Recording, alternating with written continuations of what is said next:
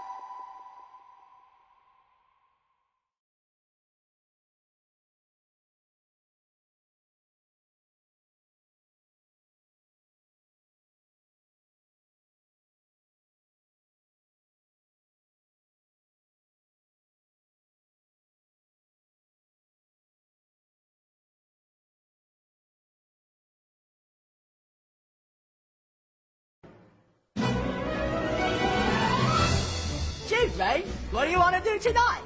The same thing we do every night, Pinky. Try to take over the world.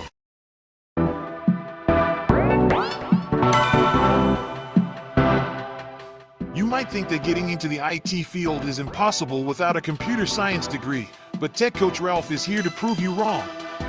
Get ready for some jaw-dropping revelations on how to break into this lucrative industry. Listen up, tech enthusiasts!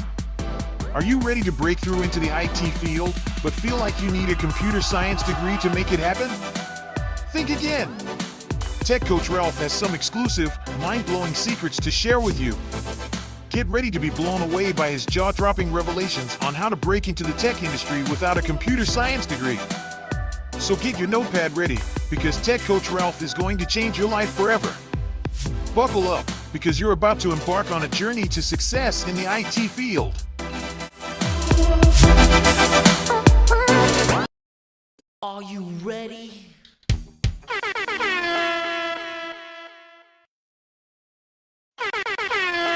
We the best.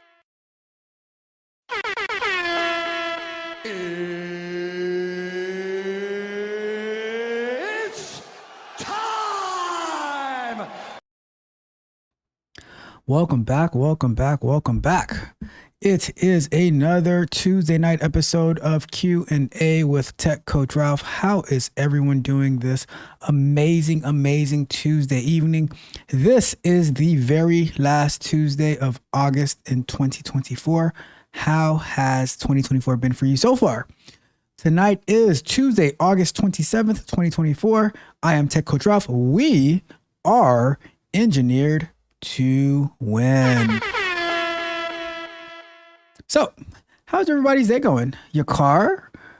Alexis, how's it going? You see how they do you? Like they come into the chat now and just, hey, your car. There's no, hey, coach, nothing. Just, hey, your car. Like it's like what am I? What am I? Chopped liver? I tell you, they don't even know you anymore. They don't even know you anymore. They get a wrench and they just forgot all about you. I got you. Well, how are you doing, your car? How are you doing, Alexis? How are all my people doing? You know what? Maybe Mitch will be nice. Maybe Mitch will be nice to me tonight. Who knows? Who knows? The night is young. All right. So let's get into our agenda for today. Let me see. And your car says Cat Williams turned 2024 into a mess. That is a fact. That is a fact. He just threw everything for a loop. And your car says you are mean. Oh. I apologize. I look at that. Alex is like, you weren't here yet. I'm just messing. You know what? Shake and bake. You know, we're a team. All right, let's get into this agenda. Let's get the show on the road. Today has been a very, very long day. I've been up since like 4:15. Working on some code, like turning a monolith application to a microservice and all this type of stuff. Have people waiting on me so they can start testing and stuff like that. It's a whole mess out here, but made great progress today. So we're still winning. We are still winning. Ain't believing us. All right. So let's do this. Let me see. Where am I looking at? All right, cool. There we go. So let's get started with our agenda. Let's get started with our agenda for today. So first and foremost, let's take care of some housekeeping. All right. So first and foremost, you guys know how I like to start off the show. I want to say a big thank you to all the viewers of the channel, those who are helping us grow, to all the subscribers, those who are new subscribers, those who have been subscribed for a very long time, those who I talk to on a regular basis, those that I haven't even spoken to yet, but you are subscribed and you watch. I appreciate you all. So shout out to you all. I appreciate you. And of course, we never forget the tech savages. Who are the tech savages? Who are the tech savages? You know, it's like I see a coalition forming, right? They've been comparing them to the Justice League, to Expendables. My tech savages, those are the tech barbarians, the tech prodigy, the tech explorers, and the YouTube members, the tech mercenaries. And of course, we can never ever forget. Shout out to the bag chasers. And you know, head of the Tech Pookies chapter, the top Tech Pookie general. Shout out to the Tech Pookies and my guy Yakar. You the best. All right, so shout out to you all. I really appreciate you all for rocking with me, for supporting, and for allowing me to be able to share with you all the stuff that I'm learning and putting together, with things that you're interested in learning that we look into together, all that good stuff. So shout out to you all. You guys are the best. Let's get it. All right. So next up, I want to say, if you haven't done so already though, if you've been watching and you haven't done so, go ahead and like the video, share the video, subscribe to the channel, hit that notification bell so you can know when we go live and when we drop new content, because we drop a lot of content. We go live a lot, but it's so much that we're learning, so little time, so much to learn. So what are we waiting for? And go over to techcoachralph.dev. I just uploaded the sprint review from last weekend, and I also uploaded the full Scrum Night as well. And if you need one-on-one coaching, you can get it there, techcoachralph.dev. All right, so exclusive content. I'm working on putting a video. It's like kind of like a part 2 to a video that I did before, but how I've helped one of my tech barbarians research jobs and people in those jobs and how to reach out to them and network. So working on that. I'm working on that. Hopefully I can get it out by this weekend or Monday, something like that. So that is in the mix. All right. So let's jump into our show schedule, and then I will take a look at the chat because I see I have some friends in the chat. So let's get into our show schedule real quick. All right. So first and foremost, what is our live show schedule? We go live every Sunday afternoon where we are currently working on DevOps, software explorations, working on DevOps. We were working on Terraform for the past year, but we have finally moved on into DevOps. So we've been having so much fun with that, learning more about Docker, some different Docker commands. Today, I just finished watching the videos about the Docker Compose, and I mean, I've used them I used them in the past. You've seen me use them on some projects, but they made so much more sense now. I even created a new Docker Compose file for the microservice. It started up all well. I troubleshooted, everything's all good. So learning so much about that, we'll probably get more into that this coming Sunday, as well as microservices very, very soon. Tomorrow, I'll get into tomorrow in a second. All right. So Tuesday nights, tonight, Q&A session. So if you have questions, you can call in to me. Now that I mentioned calling in, let me turn on the link as well. Let me turn on the call-in link, and it should be pinned to the top of the chat in case you have a question, and it should be circulating throughout the chat as well. So let me turn that on. All right, the call-in link is open. So if you have a question, feel free to click the link to call in. All right, so Thursday nights, we have more software explorations. We are this coming Thursday, we're going to continue with Jenkins. We're going to be updating our Playwright test to get our automation test in Playwright to pass. I think it's on Southwest Airlines, and then we're going to run it on Jenkins to see how that works. So, we're doing a lot of things. And to me, that's how I like to learn, right? I like to combine things together so that so we're working on a little bit of automation and now getting that to go through the CI/CD pipeline, a very basic CI/CD pipeline, but nonetheless, very, very important, especially if you are in QA. All right. And then we have our morning shows, Mondays and Wednesdays. We get started between 7:15, 7:45. Yesterday, we got started a little bit later on 8:15 because I had to jump on the Tech Niche Tips channel. And we were talking about my AI clone, sampling that out, showing some people what the capabilities are. We were talking about some potential capabilities, how it makes you available 24/7 for like where you can talk to people and stuff like that without you even having to do it yourself. So very cool stuff, very cool stuff.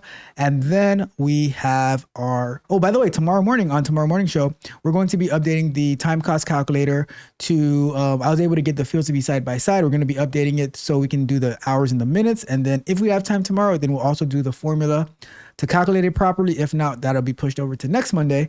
And then we can send it for testing. All right. So that is the morning shows. And then on Saturday's my favorite show. We have the Men Lie, Women Lie, Numbers Manipulate show. And that is where we review the weekly economic numbers from the consumer price index, the consumer sentiment index, all these different indexes, right?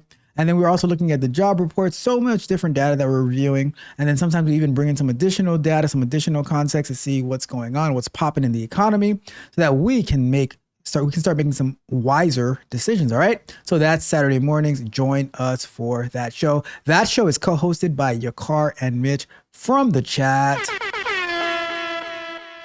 All right. So that is our live show schedule. But wait, there's more. So we have some pre-recorded content as well. So the pre-recorded content, we have Monday's Candid Conversations. Yesterday, I spoke about how I won a bet with one of my tech barbarians because guess what? I bet on myself. And when I bet on myself, that means I ended up betting on my tech barbarian's ability. And guess what? Even though they still haven't admitted yet, they still have, maybe they'll admit it tonight, but they still haven't admitted, but I won the bet hands down. But some people, they just don't want to admit when they're wrong. Some people just don't want to admit when they have lost. All right. But it's okay. It's okay because when I win, that means they win too. All right. So that was yesterday. Definitely go on and go check that out. Wednesdays, we have software explorations. Tomorrow, I'm going to be premiering a video on talking about microservices and how they work, why they're important compared to a monolithic architecture. Microservices is a type of architecture. So very, very good stuff. Very, very important stuff. It's actually like what I said, I'm migrating the quotes application too.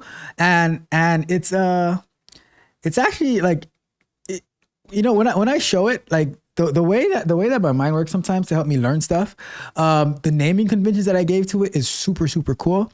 But I'll probably show it maybe on Sunday show, right? But the whole, like how I built out the microservice for the quotes application, but very cool stuff.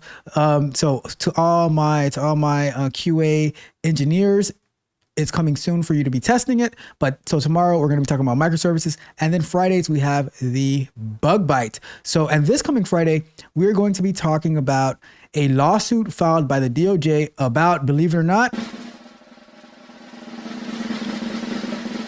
they are suing a company for price fixing on rental prices, a company called RealPage. So we're going to be reviewing a video about that to get the details. And then we're going to be reviewing an article to see what exactly is going on.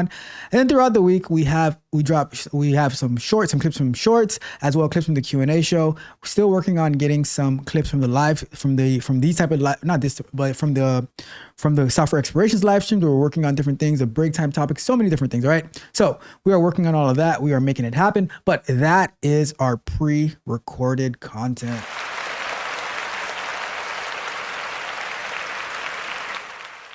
It's a lot, but hopefully that you catch on to some of them and they make sense. And then that gives you some type of insight to help you elevate and win. All right. So that is all of our shows and gratitudes for the week. So last thing I'm gonna ask you for, if you haven't done so already, like the video, share the video, subscribe to the channel, hit the notification bell so you know every single time that we go live and drop new content. And like I said earlier, check out the Patreon, techcoachralph.dev. Watch our sprint review for free. I just uploaded it. It just dropped yesterday. And I'm working on some more content for next week. And you can sign up for one-on-one coaching if you need that as well. All right. So that is everything for our housekeeping. Whew, that was a lot. That was a lot. I'm going to go see how my friends are doing in the chat. So let me go to the top and see what we got going on. Let me see what we got going on. Let's see. So your car says accurately, we don't miss. We don't miss. All right. Cause we get that working. We get that working. Like I'll be up early, working on some code. Your car, I don't even know how your car will be up at like 3 o'clock in the morning. His time to drop the link to drop links for live streams and stuff like that. I'm like, your car, do you ever sleep your car? And then we got me, Mytify, walking his how many miles today? Like, cause he'll be walking like 15 miles and stuff like that. So serious. How are you doing today, me, Mytify? How are you doing today? I appreciate you.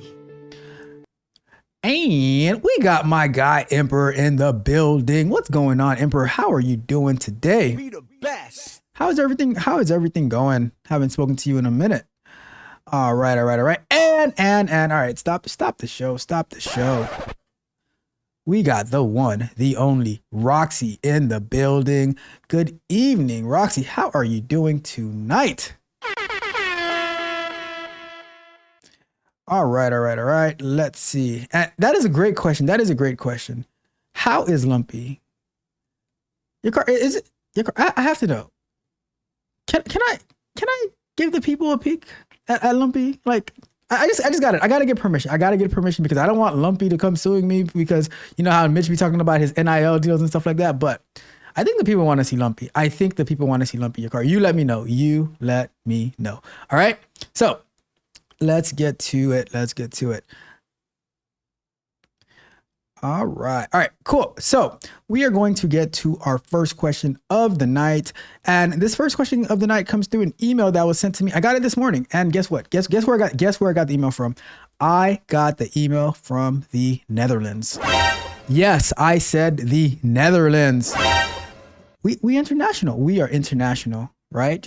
Are we like Pitbull, Mr. International? Are we Mr. International? I'm just saying. Let me see what time it is in the Netherlands, right?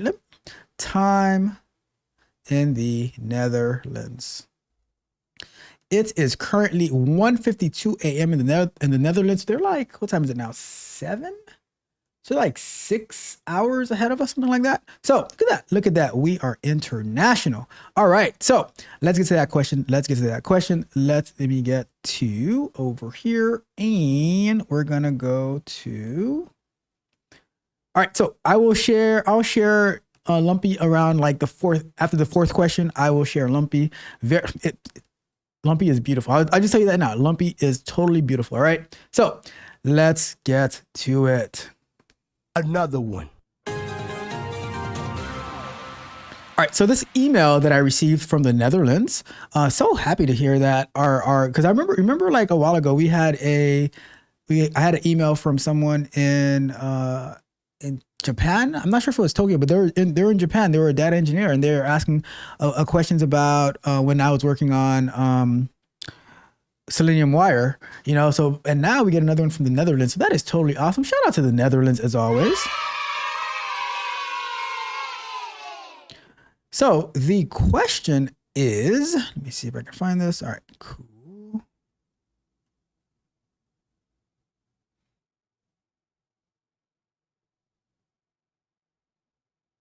All right, so the question says, I am a software tester from the Netherlands and I have been following you on YouTube for a while now. Okay. I like your content. Oh, wait, thank you so much. I appreciate you. I'm also watching your Q&As and have a question myself, and I was hoping you can help me with it.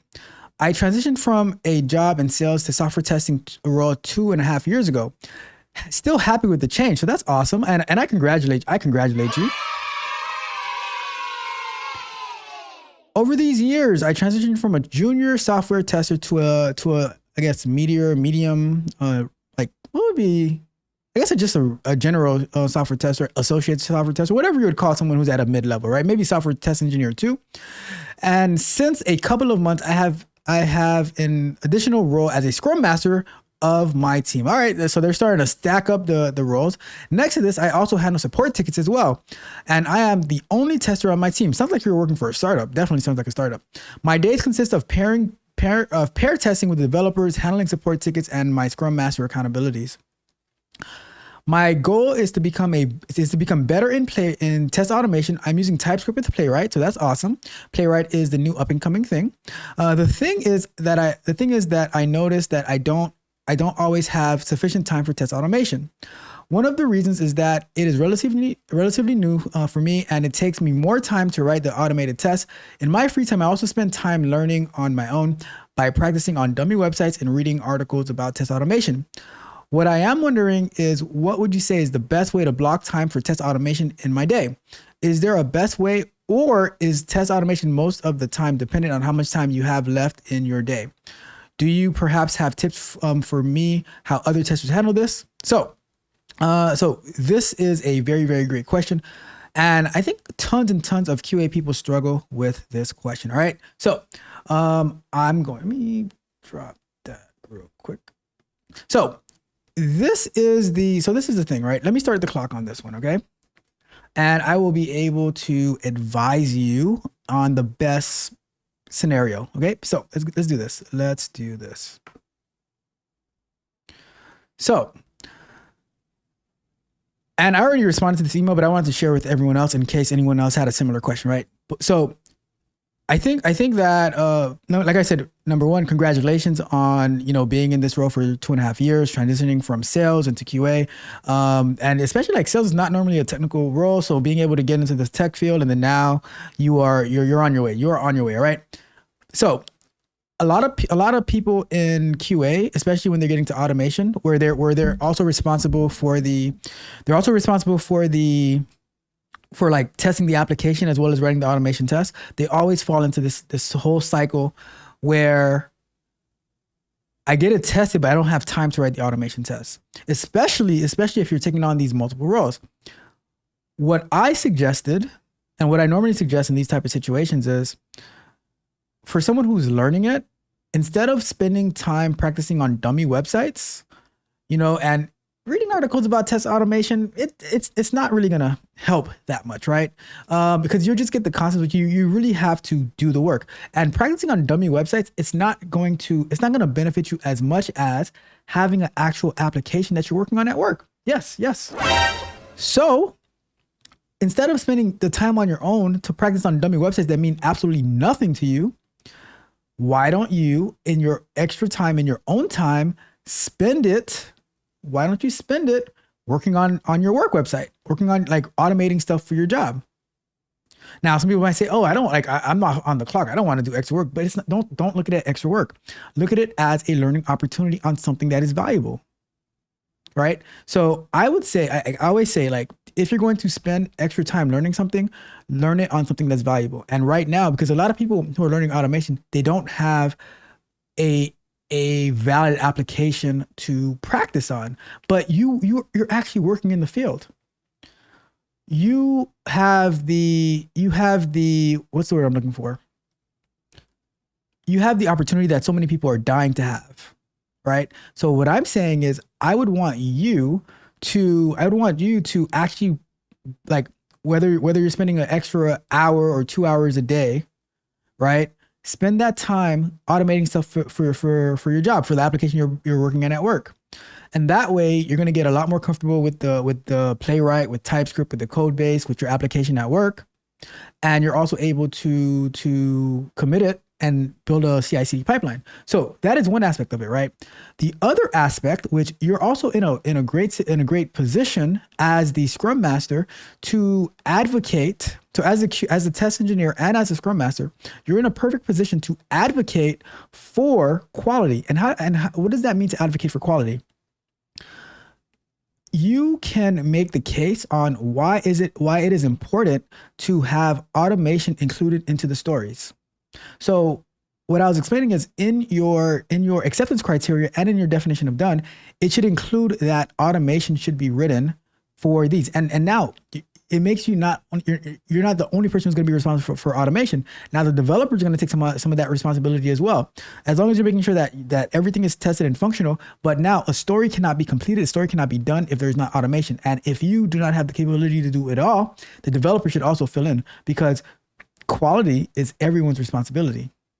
And at the end of the day, if you're directing how it should be tested and this is the code, and like they can actually take part of it. So it's a twofold approach, right? It's a twofold approach. It's spending the extra time to get a lot more familiar with Playwright and TypeScript and the whole framework on your own time.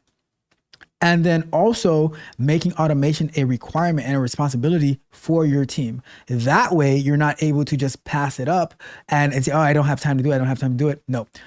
Automation is essential. And the way that you can get the buy-in is saying, "Hey, we need to continue shifting to the left in our development practices. And if we don't have a CI/CD pipeline yet, then we need to get one. And if automation is not in our CI/CD pipeline for faster validation and faster confirmation and regression testing, then we need to add it." And by doing that, that's what you're going to use to get the buy-in from your developers, from your product owner, and things like that. And you being the Scrum Master, you can make a case for it. You being the QA tester, you can make a case for it. All of that good stuff. So I think you're in a perfect position to win. But like I said earlier, I am so proud of your success. 2.5 years in QA and enjoying it. When coming from sales, which is it's not an easy feat to do, and so many people, they just wish that they had the opportunity that you had. So I totally celebrate you and commend you. One last round of applause just for you.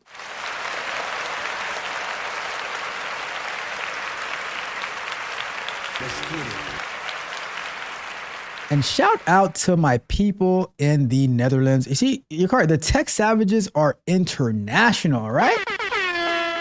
And on that note, we are going to wrap up that question.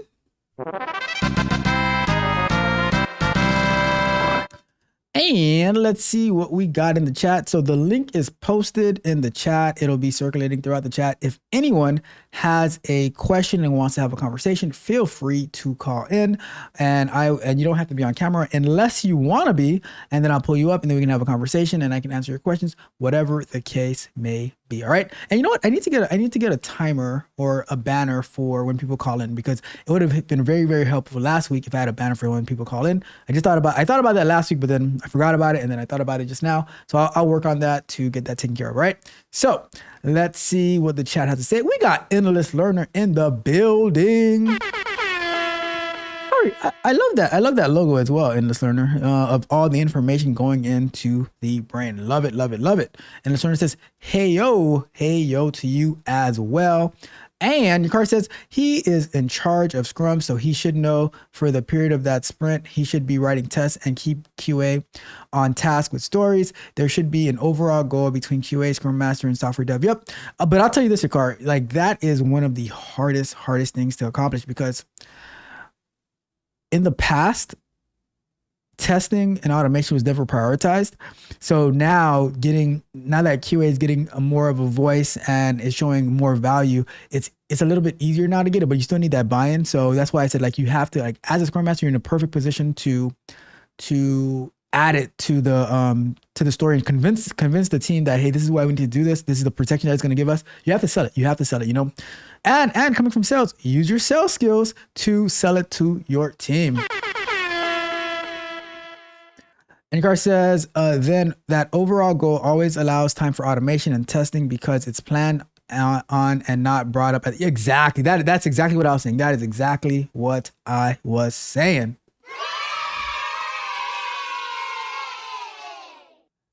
And your card says, but the tech pookie's in a hood near you. I don't know what hood that is.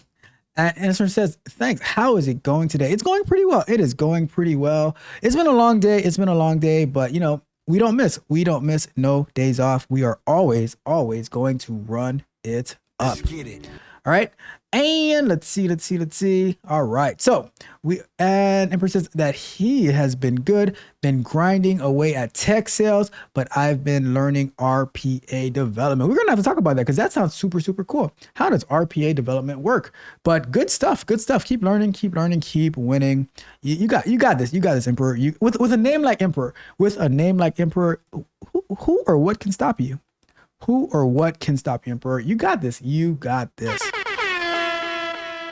All right, so let's get to our next question. Do me a big favor. If you haven't done so already, like the video, share the video, subscribe to the channel, hit the notification bell so you know every time we go live and drop new content, get additional content like the sprint review that I just uploaded yesterday for free at techcoachralph.dev. You don't want to miss it. Very, very good stuff, especially if you're looking to get into software development, into quality assurance, into DevOps. That is going to be gold for you, and I'm offering it for free. So definitely check that out. If you need one-on-one coaching, there are options there as well. All right. So let's get into our next question of the night. Another one. Rejected a job for bad PTO policy. What the hell is going on here? Let's find out.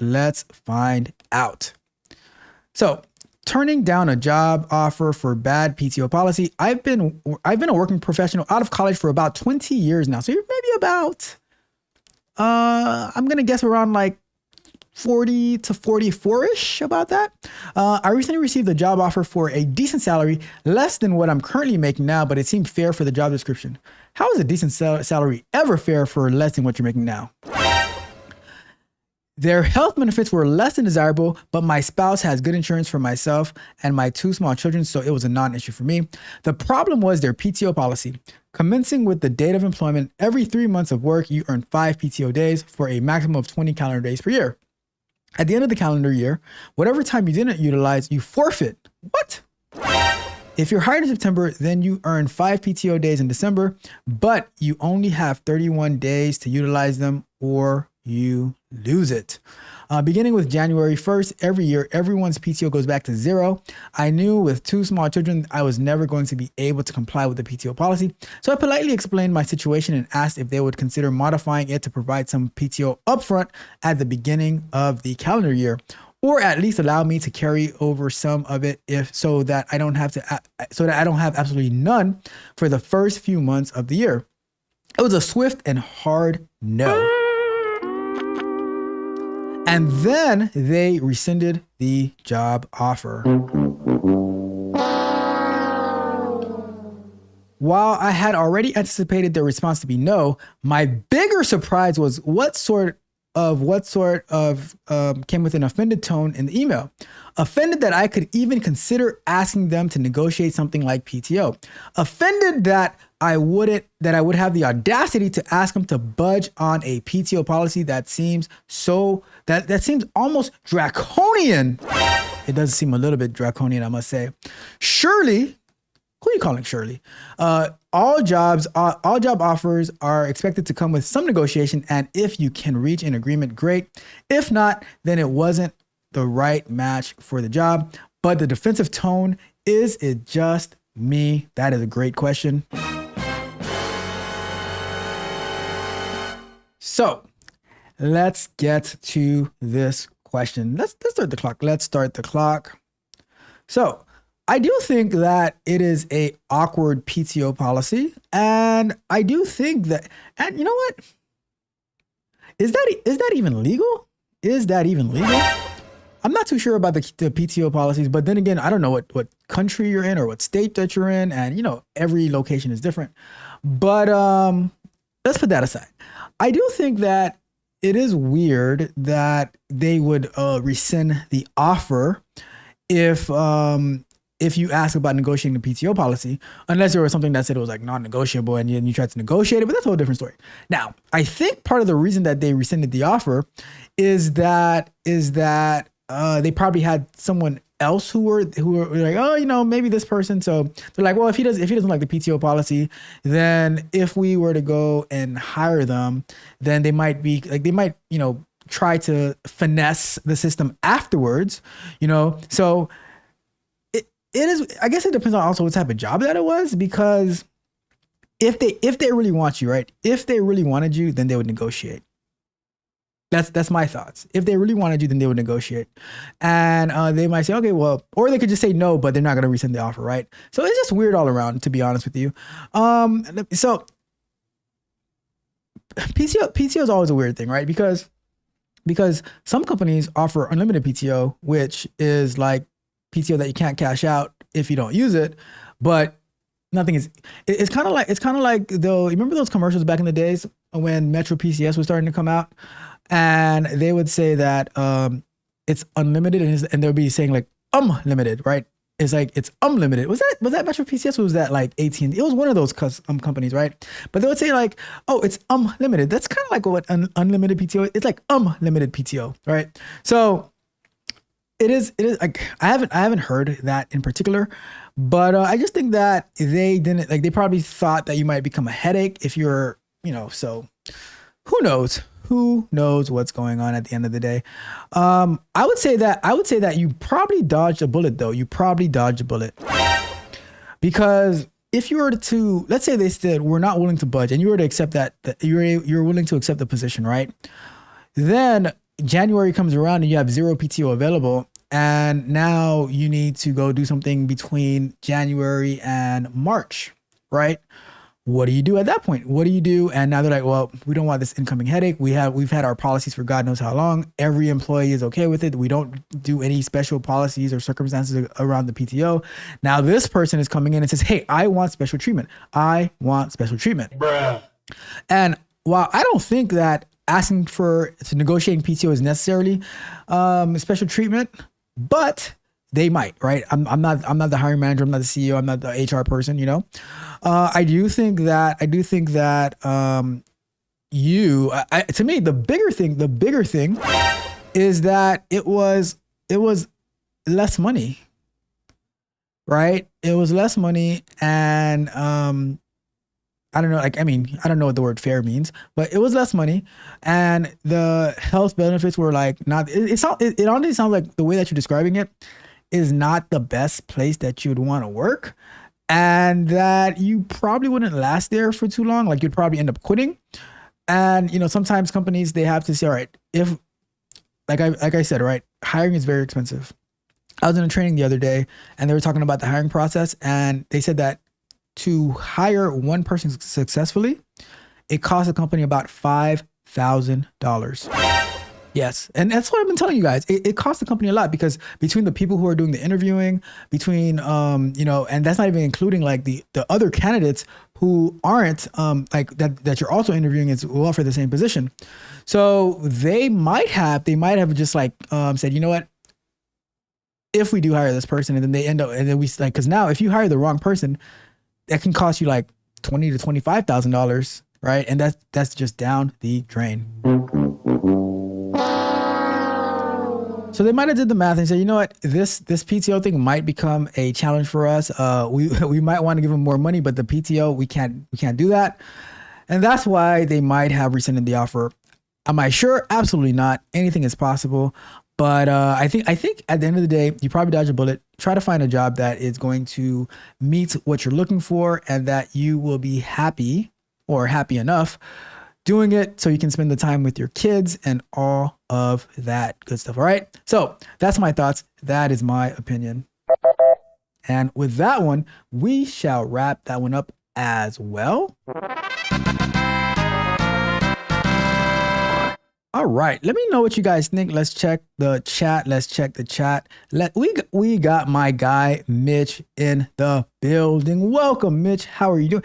You guys, your car. Drop the Mitch emojis in the chat. All right, and let's see. Oh, all right. You see, I look at that. We got Team Mitch is still alive. Oh my goodness. Car says, if PTO is that important to you, you need to find another job. Okay, fair. I mean, yeah, I agree. Cause like, it's not going to work out. It is not going to work out. So with that being said, we are going to move on, keep the show rolling. And I'm going to drop the link again for if anybody wants to call in, you know where to find me. I am here all night. Okay, not all night, but I'm here enough. I am here enough. And your car dropped the Mitch emojis in the chat. Salute to Mitch as always. I appreciate you. And Mitch, stay tuned. After the fourth question, we are going to have a lumpy sighting. That sounds weird, but you know what I mean.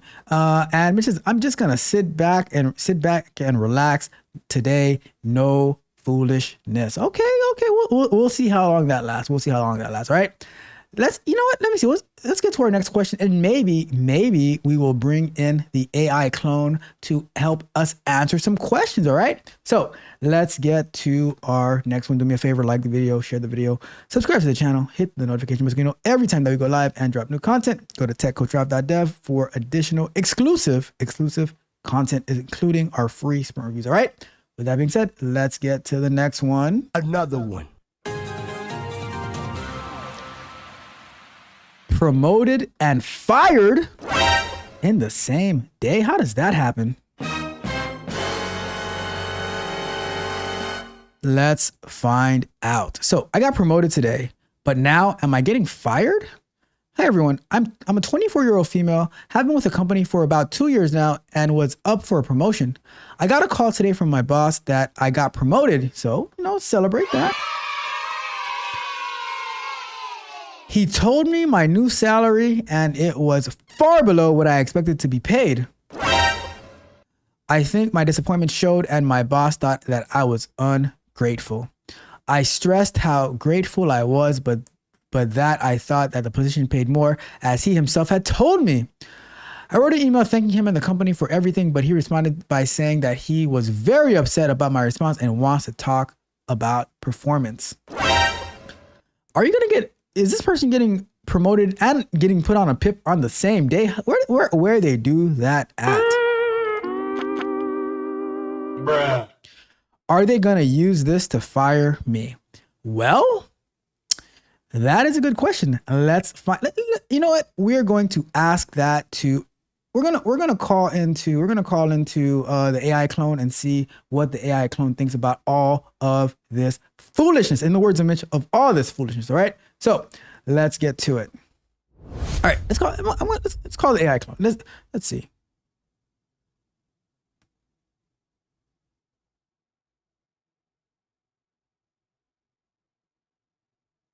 Hi, I'm Tech Coach Ralph. How can I help?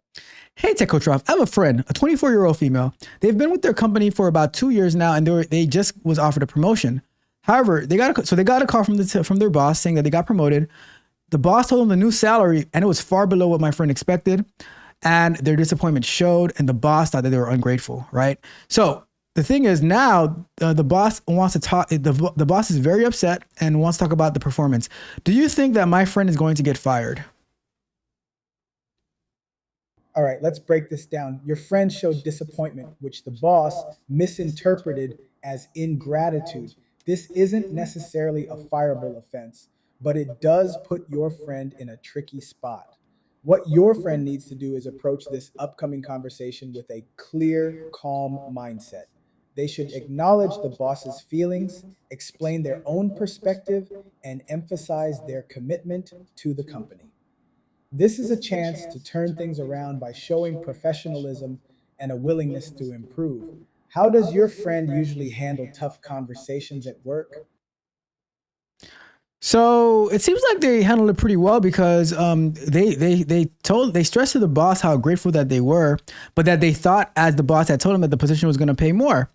And then they even wrote an email, a very kind email, thanking the boss and the company. But that's when the boss responded saying that he was very, very upset and wanted to talk about the performance. So I'm not 100% sure.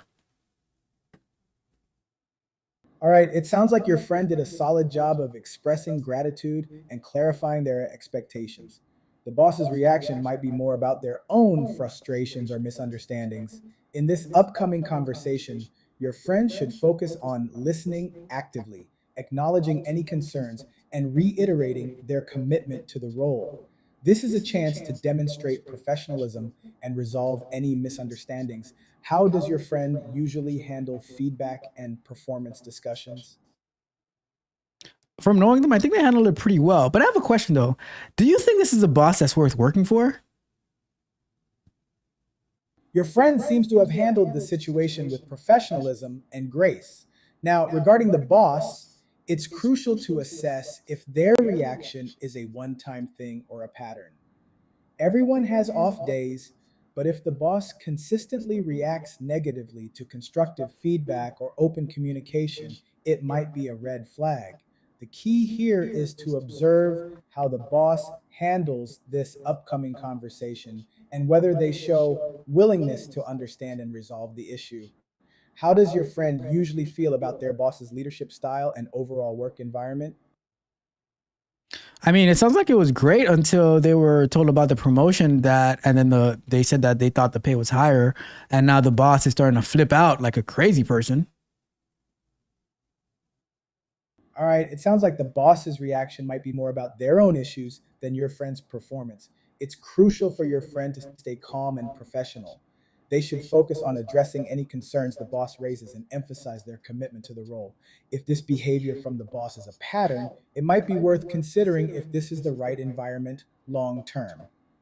How does your friend generally feel about their overall work environment and team dynamics? From all that I know, they seemed pretty happy with it until they saw the raise and they weren't sure. They wanted to clarify, but maybe it got misconstrued. But yeah, but thank you. I appreciate your insight. Got it. It sounds like your friend is in a bit of a tricky situation, but they've handled it well so far. Misunderstandings happen, and it's important to clear the air. This upcoming conversation with the boss is crucial. They should stay calm, listen actively, and reiterate their commitment to the role. If the boss's reaction is a one-time thing, it might just be a rough patch. But if this behavior continues, it might be worth re-evaluating the work environment. How does your friend usually handle feedback and performance discussions? I'll find out. Thank you for your time. Absolutely. Best of luck to your friend in navigating this situation. It's crucial to stay professional and clear in communication. If things don't improve, it might be worth reassessing the work environment. How does your friend usually handle feedback and performance discussions? All right, I've told you this about like 5 times now, so I'm just going to hang up. I hear you. It sounds like you're frustrated, and I understand. Misunderstandings can be tough, especially when they impact your friend's career. If you need more guidance or want to discuss something else, feel free to reach out. Take care. Wow, that was kind of fresh. That was kind of fresh at the end, right? Like, oh, you sound what? Did you guys catch that? How dare you? AI clone getting a mind of its own, getting a little feisty. Must have been watching some of Ferris's streams or something. Who knows? Anyhow. So that's I agree with what the clone said though. Although they got feisty at the end, I do agree. I do think that you need to approach, like, if you want to continue working there, approach the with professionalism and like just tell the boss. Like, I thought it was more based on what you told me, but if you are okay with it, then you're okay with it, right? If you're okay with it, then but at the end of the day, it depends on what you want to do and if you can actually afford to do whatever it is you want to do. All right, so that's it. Let's wrap that one up.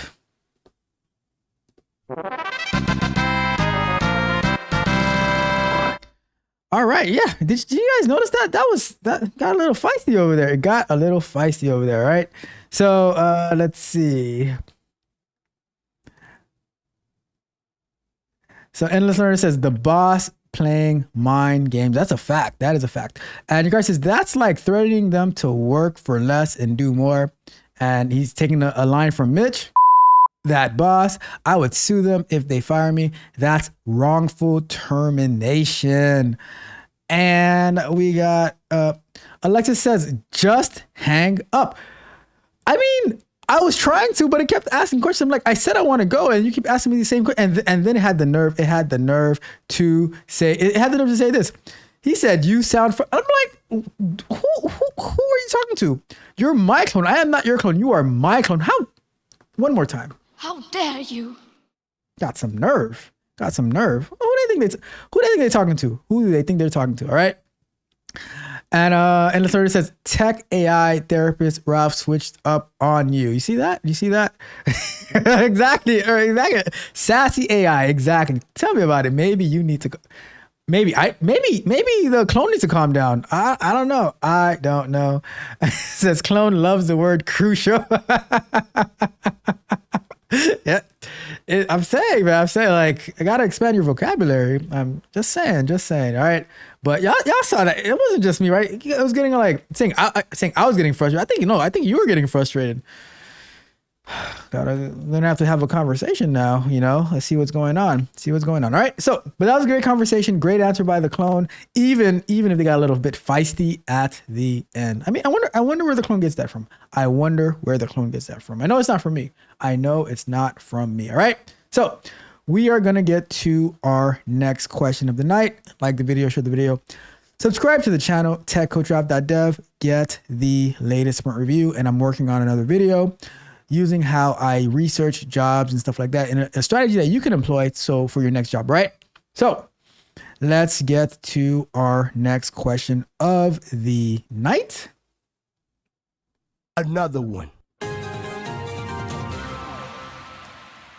Is it too late to go back to college at 25 years old? So they are looking for some advice. They says, I'm tired of working for minimum wage jobs. I know I'm not special, but I want something better for myself, but I feel like it's too late. What would be some good short careers, or are there not any good short careers? I don't even know what a short career is.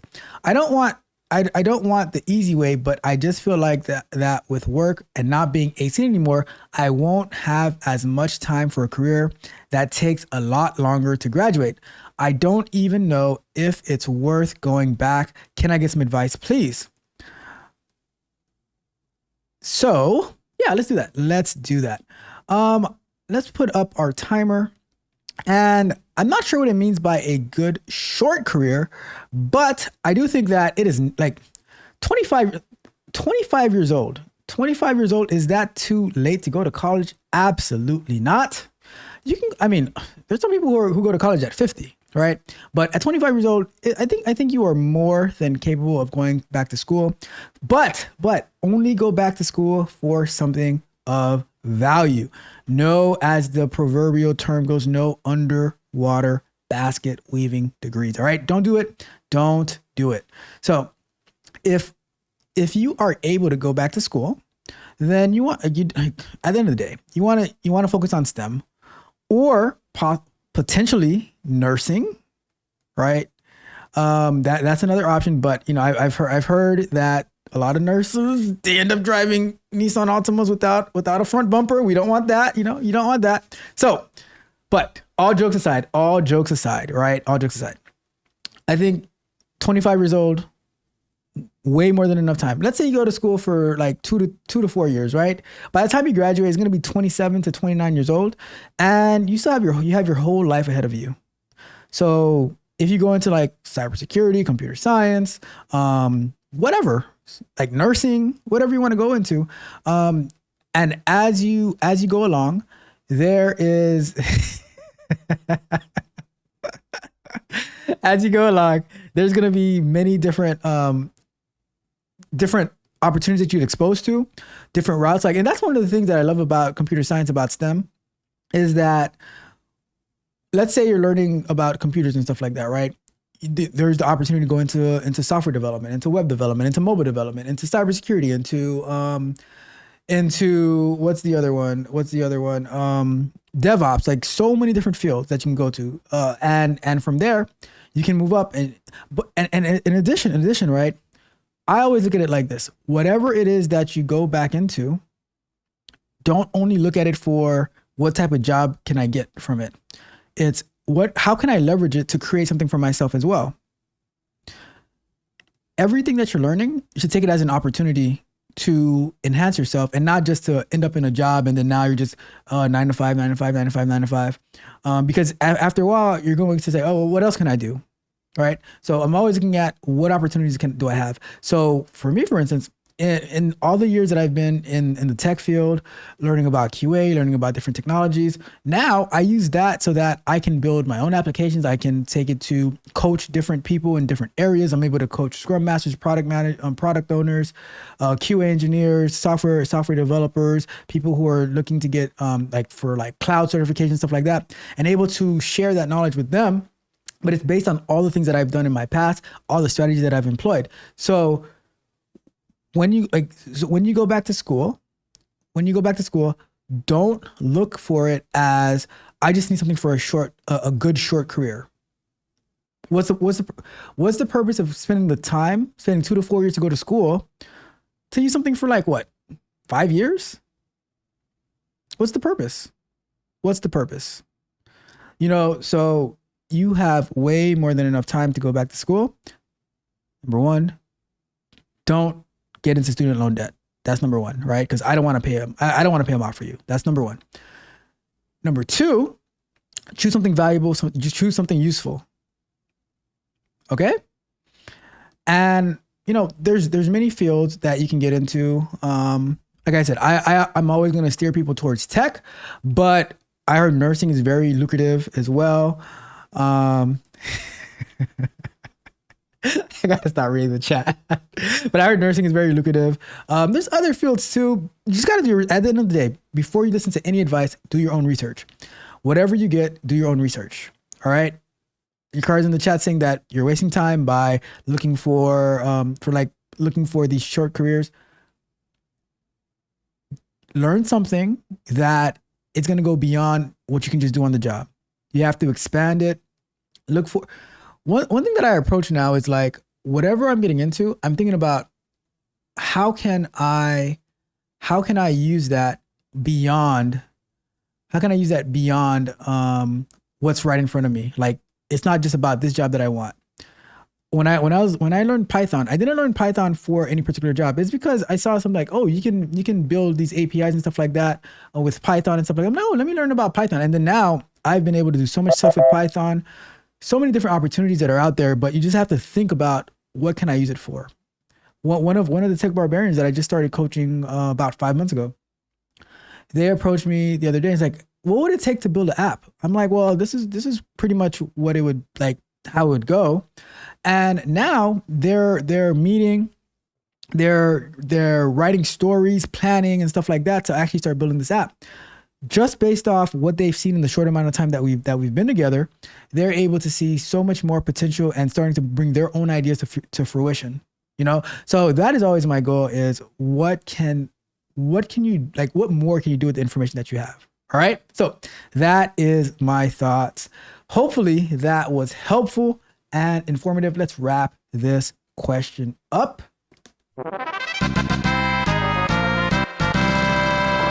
And let me see what we got in the chat.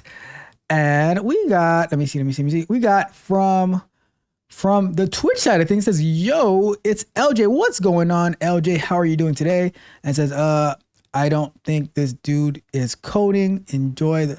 Yeah, I'm not coding tonight. I will be coding on Thursday night, and on Sunday.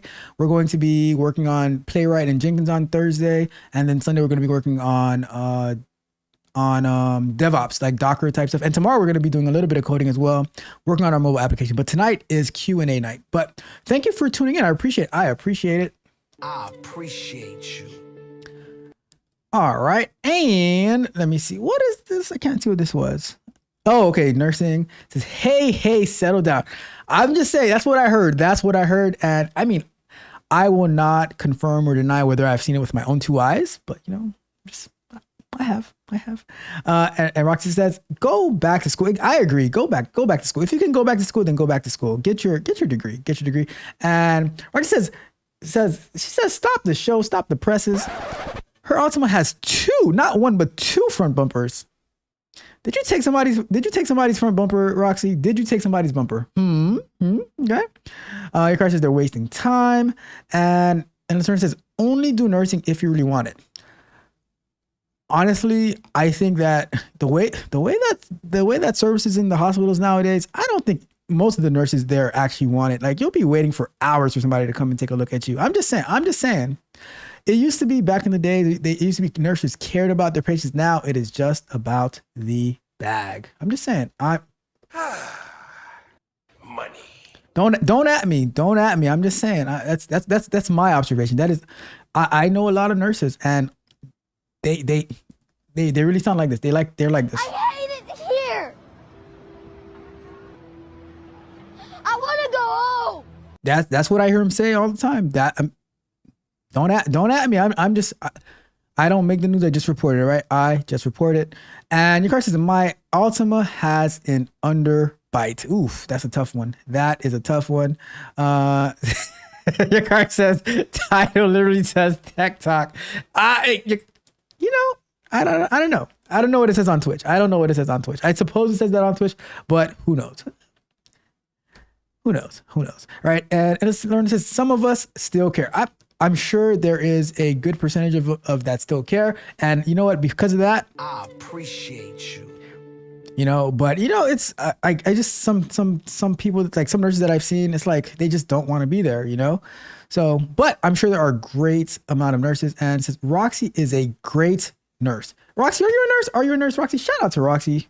All right, wrong one. I take that back. Shout out to Roxy.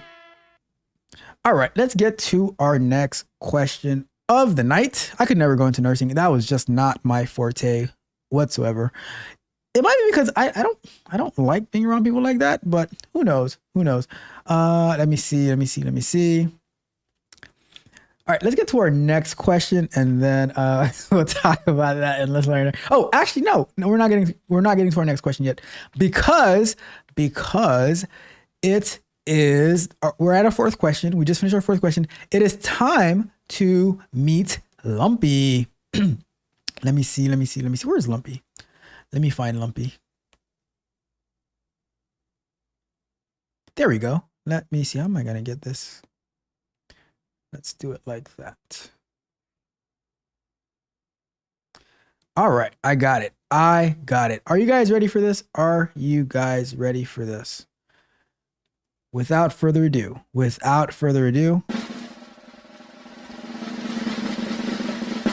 I would like to introduce you to the one, the only, Lumpy.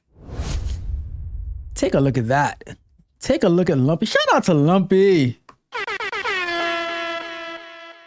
What do you think about, isn't Lumpy beautiful? My goodness. Or is Lumpy a guy? Oh yeah, is Lumpy a guy? Your car is it Lumpy handsome? How do you refer to peacocks? Are they handsome? Are they beautiful? It's pretty colors, I must say, pretty colors. But shout out, what do you guys think about Lumpy? What do you guys think about Lumpy? You guys thought that Lumpy wasn't real. No, Lumpy is the real deal. Holy field. Let me see your car. Look, this is how they wear your car. Ain't believing us. They didn't believe it. They didn't believe in you, your car. They didn't believe in Lumpy, but Lumpy is the real deal. We the best. Yes, we are. Yes, we are. Right, but there goes Lumpy. I'll bring Lumpy back at the end of the show to say goodbye to. So it'll be me saying goodbye. It'll be the AI clone saying goodbye. It'll be Lumpy saying goodbye. We're forming our own coalition, right? We are forming our own coalition. Maybe next week we'll get Lumpy to co-host the show with us as well. We'll see. But shout out to Lumpy. I appreciate you. I appreciate you, Lumpy. I appreciate you, Lumpy. All right, let's get back to the show. All right. So, see, look at that. Lumpy has all the fans in the chat. That's what I'm talking about. So, let's get to our next question of the night. Do me a favor, like the video, share the video, subscribe to the channel, hit the notification bell so you know every time that we go live and drop new content, and go to techcoachralph.dev so you can see all the exclusive content like the sprint review that I just uploaded yesterday, free of charge. So check it out. Let's run it up. Let's win. There are no days off. All right. So this is our next question of the night. Another one. Is using an AI interview assistant cheating? That is a new question. Is it cheating? Is it immoral? Let's find out together. So, it says, is using an AI interview assistant considered cheating? So I'm in a bit of a dilemma. I use an AI interview assistant, which had real-time interview support by referencing my resume and providing tailored responses during my interview, as my goal was to streamline my interview process and improve my performance by building confidence since I have anxiety issues. After landing the gig, I told my friend about this and he had some mixed reactions and suggested that using an AI tool during interview feels like cheating. Just gonna play this real quick. Give me a second. It doesn't matter what you think. I just had to throw that in there, right? Sorry, I just had to, right? He argued that me relying on such technology might not accurately reflect one's skill or knowledge. I'm curious your thoughts on this. Do you think using AI tools to assist with interviews is considered cheating, or is it a smart way to enhance your performance and efficiency? Guess what? Tell your friend this. You should know your role and shut your mouth. That's my thoughts. All right, let's start the clock. I had to get those two out there because that is exactly how I feel about your hating friend. All right, so let's get it started. So I think that you did what was necessary for you to land the job. The question is, do you know how to do the work? At the end of the day, the interview is a performance, right? It's a performance. It's how are you able to interact and stuff like that with the people, with whoever's interviewing, whether it's a technical interview, whether it's a panel interview, whatever the case may be, right? If you know how to do the work and how to answer the questions, and now you're getting some type of assistant, and the key word is you're not violating any policies and you're not getting caught if you are violating policies, and the company actually hires you, then more power to you. And you know what? I think your friend is just mad because he, number one, did not think about that, and two, he did not get that opportunity. Bruh. You have to use the tools at your disposal to land the job. Now, if you land the job and you don't know what the heck you're doing, right? Then that's a different story. And then you probably won't be able to maintain the job and stuff like that. But if you know what you're doing and this only assisted you in going through the interview, right? Then I can't be mad at it. I mean, I wish I had thought about building that myself. You know, and now, like, with maybe my AI clone can do something with that, right, to help people prepare for interviews. But I would like to know what tool you use, because I think that's pretty cool. I think that is pretty cool. Let me see. So I don't, like, you see, and this is the key part, right? in this, you said that, so you used the AI interview assistant, which had real-time interview support by referencing your resume and providing tailored responses during your interview, as your goal was to streamline the interview process and improve performance by building confidence since I have anxiety issues, right? And I think a lot of people have, performance issues, wherever that might be. And I think that you using a tool to leverage that is what's important. The company, based on, because at the end of the day, right, the company decides to look at your resume. They still have to talk to you, and if they see that you're kind of fidgeting and stuff like that, you're hesitating, you're looking around, then that's gonna give a tell that something's not right with this person. But if they were able to still go through with the whole process and not have any worries and stuff like that, because if you're using some type of real-time interview assistant, that you're gonna be looking around here, there, down, and stuff like that. And when I see that, then I'll be like, okay, what's wrong with this person? But if this tool is just giving you some pointers that helps you answer better based off your resume. See, based off your resume is the key words. Based off your experience is the key word. It's not just pulling something out of its, to get these answers. Then that is a totally different story. And I think that it's not a problem, right? As long as you're able to do the work. I always come back to as long as you're able to do the work. I need to find this tool so that I can use that with my tech barbarians. It's my thoughts. But you know what? I'm curious to know what does the AI clone think about this? Is this cheating? Because this AI clone, sometimes they be feeling itself and it'd be having these different takes that I'd be like, where did you get that from? So we're going to find out real quick. We're going to call real quick for this last minute that we have on this question. Let's find out. So let's say call again. Hi, I'm Tech Coach Ralph. How can I help? Hey, Tech Coach Ralph. So I had a friend who used an AI interview assistance software in real time to help them land a job, get past their interview. But another friend of theirs told them that this was cheating. Do you think that this was cheating since they use AI to help get a job?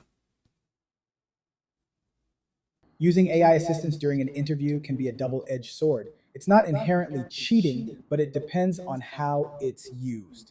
If your friend used it to enhance their responses and showcase their true capabilities, it's just another tool in their arsenal. However, if they relied on it entirely without understanding the content, they risk being exposed as unqualified later. AI is a tool, and like any tool, it should be used to complement, not replace, genuine skills and knowledge. How does your friend feel about their performance and the role they landed? They feel great about it. Thanks for your time. Bye. All right, so there we go. There we have it. The clone agreed with me 100%, and I didn't have time for the clone to go on and on and on with his nonsense, so I hung up on it. All right, as Alexa said, hang up on his. So I did. All right, cool, perfect. So let's wrap that question up.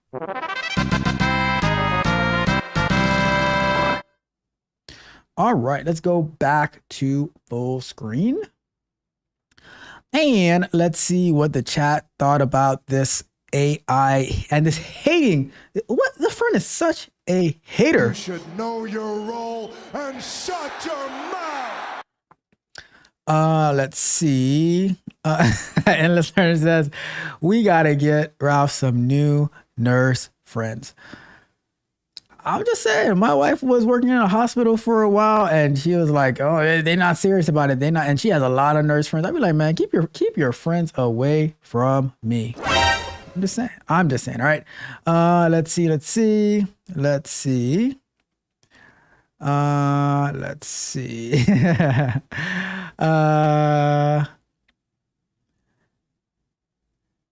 Females are bright colored. So that's for the peacock. All right.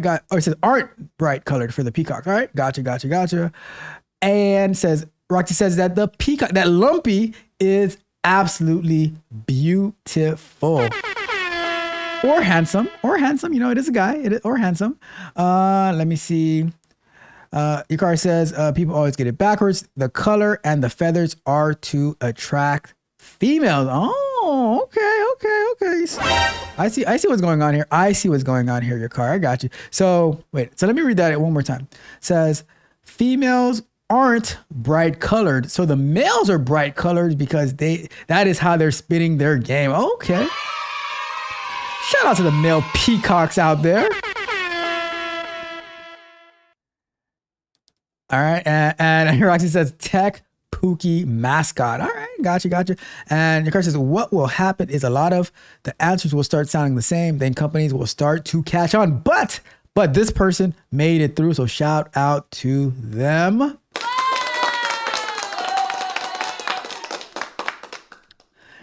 And Let's Learn says, not cheating in a behavioral interview. I mean, is it cheating if you don't get caught? I don't know. And your card says, use AI or lose to AI. Come here and hold this L. I'm in a bind, Nate. Yup. Just call AI Nate. All right. I'm just going to name AI Nate from now on. All right. And it says, hell, the work will be open book too. Right. Once you get the job, then you have the power of Google on your hand. Right. Let's see. It says, ain't no final exam. This is coding. There we go. This is coding. Let's see. Your card says performance issues. What? Hey, I'm just saying. And Alexa says, which specific software did they use?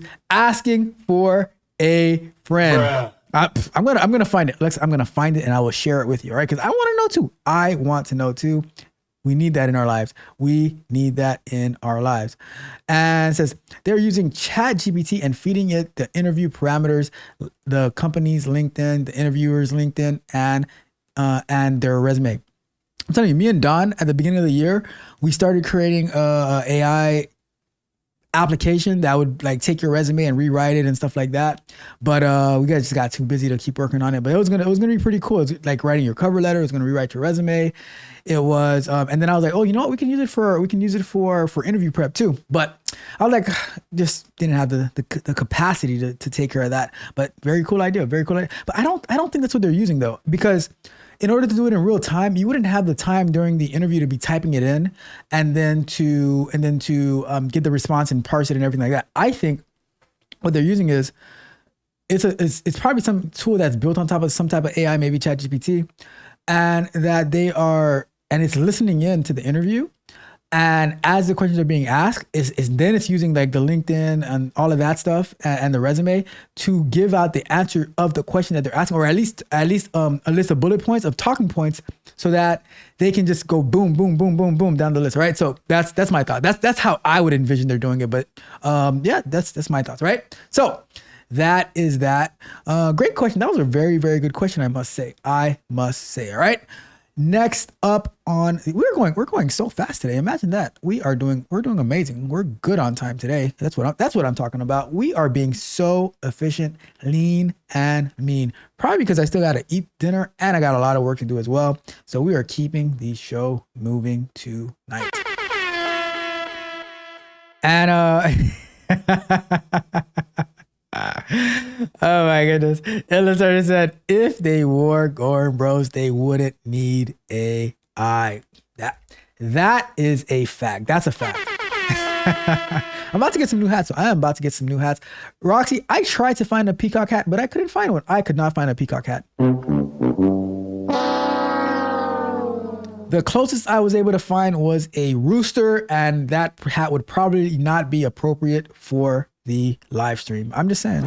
I'm like, maybe I'll stay away from that hat. It says they are feeding the audio back to the AI, enter parameters, and feed your interviewers back to ChatGPT, and it will automatically spit out. And yeah, that's what I'm thinking. I'm thinking something to that extent. Maybe they're using, because it might not be that sophisticated to build all that out. So they might find some type of service that does that for them. But yeah, it's probably at the end of the day, that's where it's at. And listener knows the rooster hat I'm talking about. Ooh, yeah. But I'm gonna get some custom hats. I'm gonna get some custom hats for these shows. All right. With that being said, let's move on to the next question. Like the video, share the video, subscribe to the channel, hit the notification bell so you know every time that we go live and drop new content. All right. Let's get to our next question. Another one.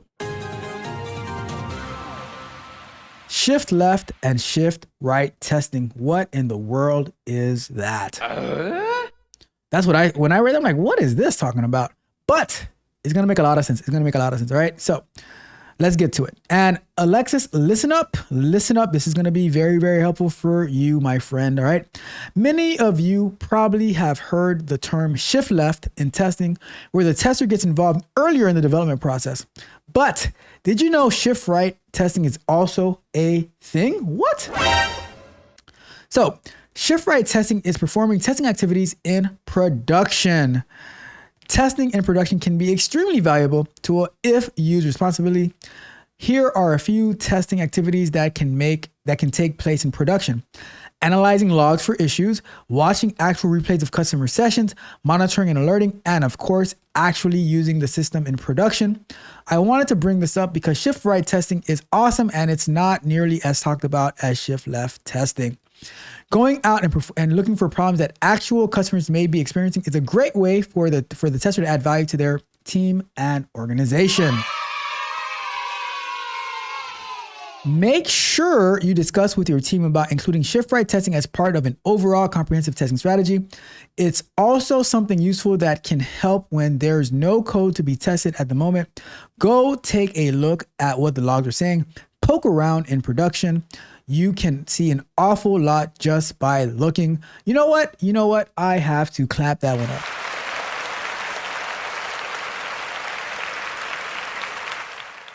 So the reason that I am clapping this one up is because a lot of times I can't even share the amount of times that this happens, right? You're in your testing environment and, with your control parameters, everything looks great, right? And now you deploy to production and there are some workflows that you are like that. Let's put it like this. Customers do the darnest things, all right? Customers do the darnest things. And now you're like, oh, wow, I didn't even think about that. I didn't think about that. And now you have things that are breaking production. And every single testing team has been bit by this because you can even go and test in production and then because you're just going to be doing the same thing that you did in your testing environment, you're not going to catch these issues, right? So I wholeheartedly agree with the part about looking through the logs and stuff like that.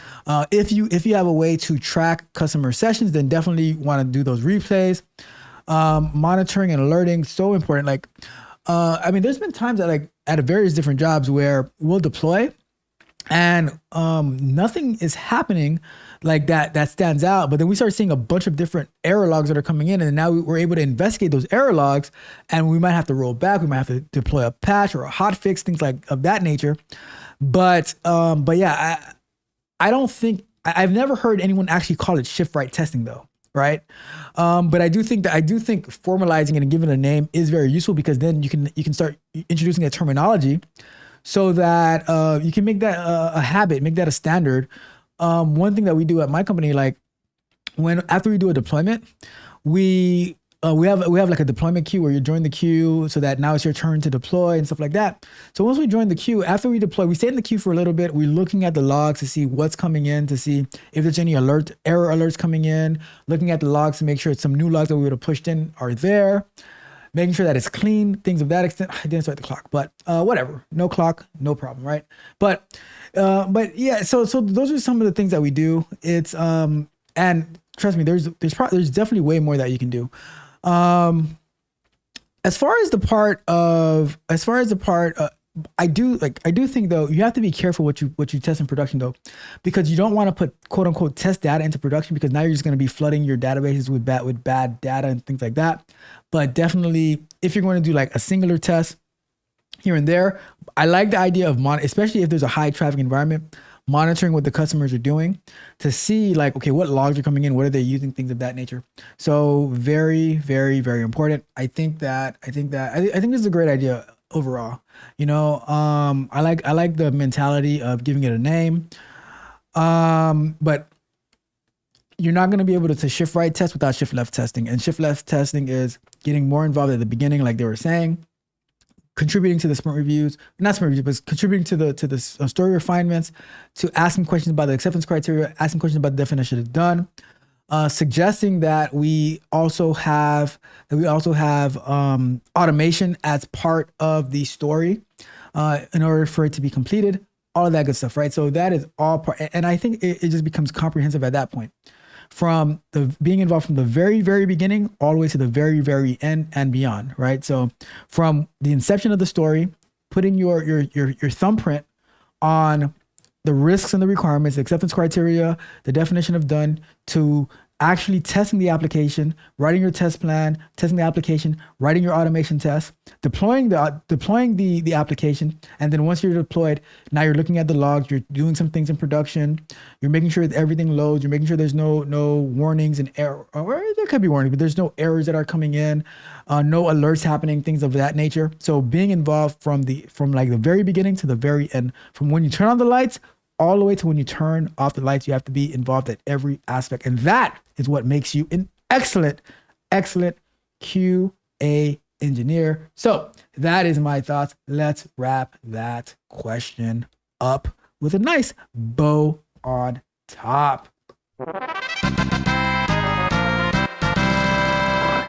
All right, let's check out the chat to see what is going on. I'm gonna drop the link one more time in case anybody wants to call in. All right, so let's see what we got going on in the chat. So let's see.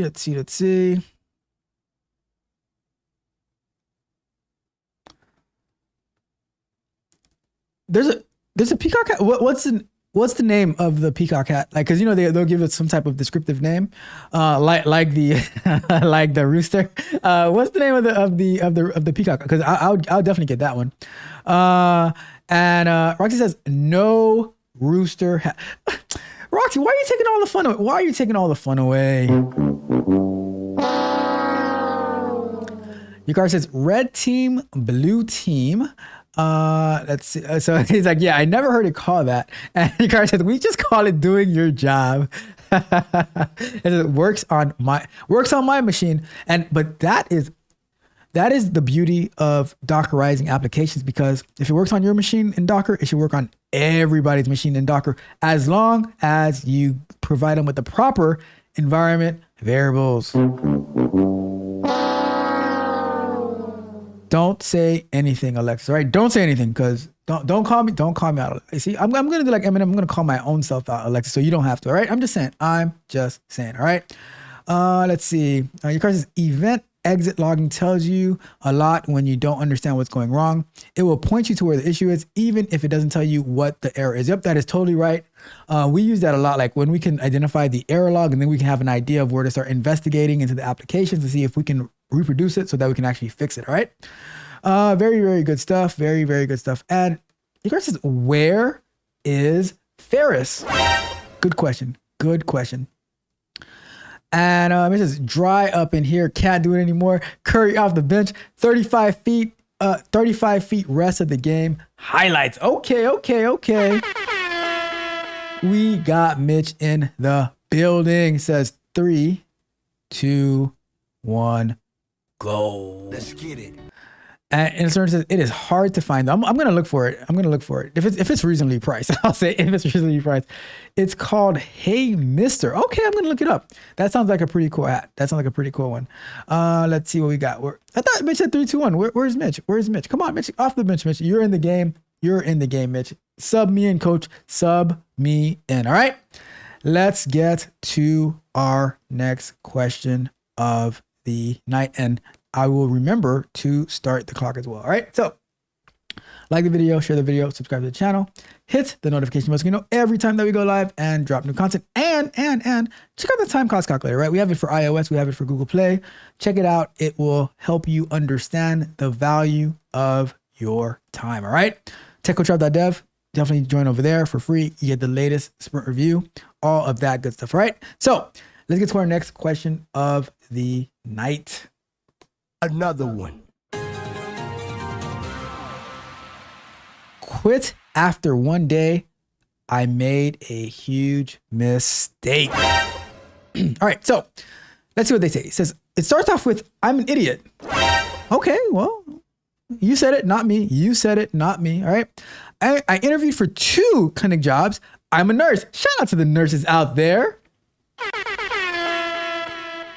They just confirmed that it wasn't Roxy or English Learner who wrote this post, right? My dream job was clinic number 2. But after interviewing with both, I only heard and received a job offer from clinic number 1. Being without a job and scared of waiting, I accepted clinic number 1's offer of a job. However, this past Friday, I received a call from clinic number 2. And they offered me the position. The pay is better. The hours, it's my dream job. The problem is I accepted clinic number 1's offer of employment. Uh-oh. And as your car says, Congratulations, you played yourself. Or did you? I asked certain people in my life what I should do. That's the first mistake. And they said I should go to my first day to see if I liked it. Big freaking mistake. Even without clinic number 2 offer, I am not a good fit for this job. It's a very fast-paced, more like small ER than a clinic, and I purposely left my previous job due to that environment and wanted something slower paced due to health issues. I told the people who gave me the advice, and they said, oh man, we were hoping you wouldn't love it because we don't really like clinic number 2 for personal reasons. They, who will not be working there, they don't like clinic number 2 for personal reasons. That's a fact, right? That's a fact. So now I have 0 ideas how to handle this situation. I should have told them last week, no. I live in a small town. Everyone knows everyone. You know, it's like Cheers. Go to where everyone knows your name. And now I'm pissed because I might miss out on my dream job, all because I didn't wait. I feel bad because I feel like if I say they will put all this effort into training me and I will just be leaving, regardless of job number 2, I don't want to stay at the clinic. I am not the right fit. All right, let's start the clock. So I want to know from my nurse friends in the chat, what do you guys think? What would you do in this situation?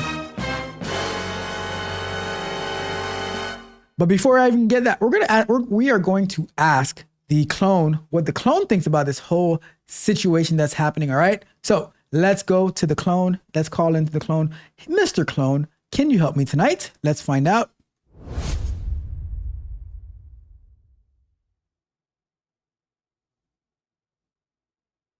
Let's call the clone.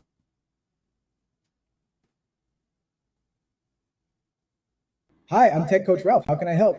Hey, Tech Coach Ralph, I need your help. So I have another friend. I have too many friends, I must say, right? But I have another friend who they accepted a job as a nurse at one clinic, but they really, really wanted to work at this other clinic who gave them an offer afterwards. They went to clinic number 1 and they absolutely hate the job, right? They hate it. So they want to know, what should they do? Should they just like back out of clinic number 1 and go to clinic number 2? Or should they just stay and be miserable for the rest of their life? All right, here's the deal. Life's too short to be miserable, especially in a job you hate. If your friend has a better offer from clinic number 2, they should seriously consider making the switch. It's important to prioritize their own happiness and career satisfaction. They need to weigh the pros and cons, but staying in a job they despise isn't doing anyone any favors. It's crucial to handle the transition professionally, though. They should give proper notice and ensure a smooth handover. This way, they maintain their reputation and relationships in the industry. What do you think is holding them back from making the move? So 2 things, right? They live in a small town where everyone knows each other, and that the people that they asked for advice, I guess their friends and their lame family, said that they don't like clinic number 2 for personal reasons, although they're not the ones who's going to be working there. All right, I get it. Small towns can be tricky with everyone knowing each other's business. But here's the thing. Your friend needs to prioritize their own happiness and career satisfaction. It's their life and their career, not their friends or families. If clinic number two offers a better environment and aligns more with their goals, they should go for it. They can always handle the transition professionally and maintain good relationships. What's more important to your friend, pleasing others or their own well being and career growth? What do you think?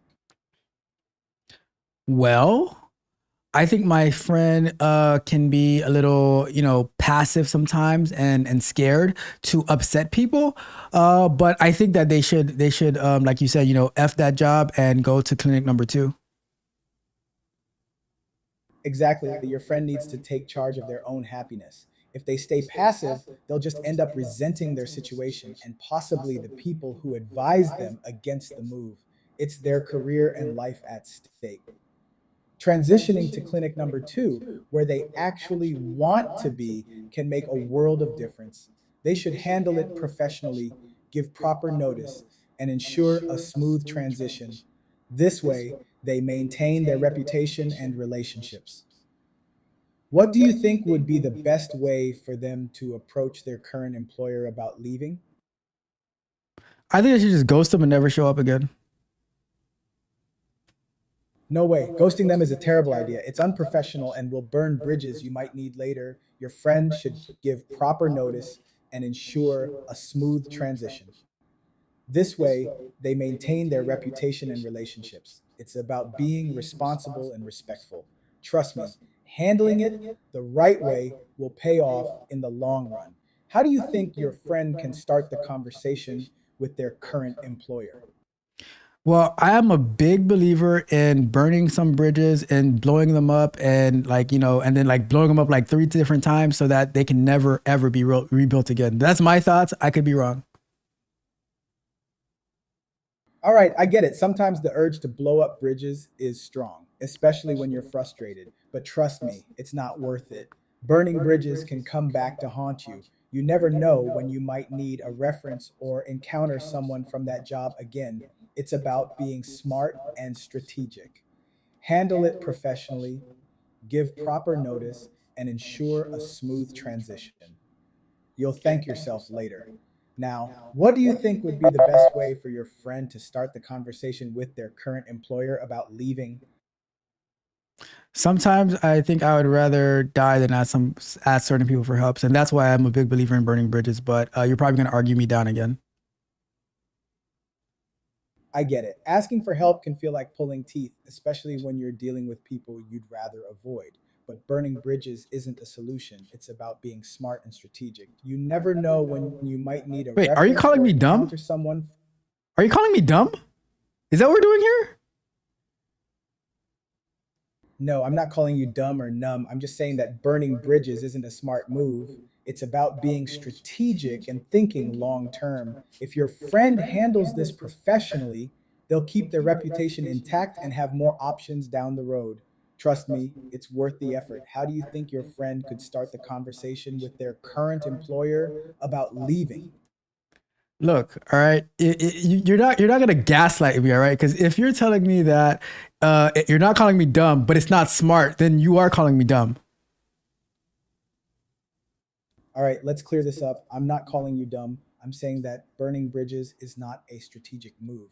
It's about thinking long term and keeping options open. Your friend needs to handle this professionally to avoid future complications. Trust me, it's about being smart and strategic, not about intelligence. How do you think your friend can start the conversation with their current employer about leaving?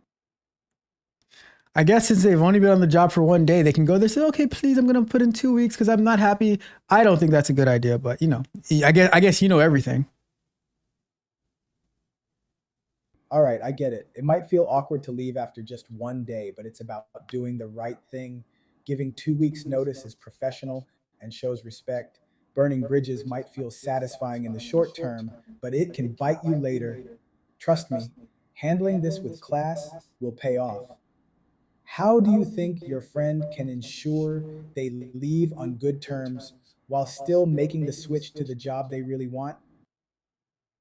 Listen, I am the bridge, all right? You have a good night. All right, I hear you, but remember, burning bridges can limit your future options. It's about being strategic and keeping doors open. Handle it professionally and you'll thank yourself later. Take care. All right. Well, you guys saw it for yourself. You guys saw it for yourself. We're going to wrap that question up. I personally think that if they don't like job number one, say, hey, I'm not coming back. This sucks. I'm not a nurse though. I'm not a nurse. You guys let me know if you guys disagree. I'm just saying. All right, let's wrap this question up. I'm gonna check the chat, but getting feisty. I swear this clone has a spirit of Ferris in him. Has a spirit of Ferris. Where is Ferris when you need him? Where is Ferris when you need him?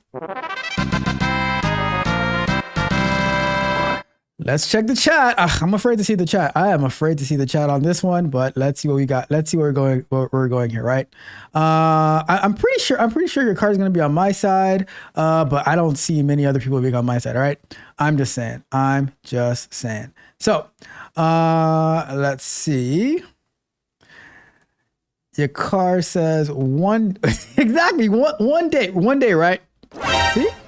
And it says, come on, exactly. And Congratulations, you played yourself.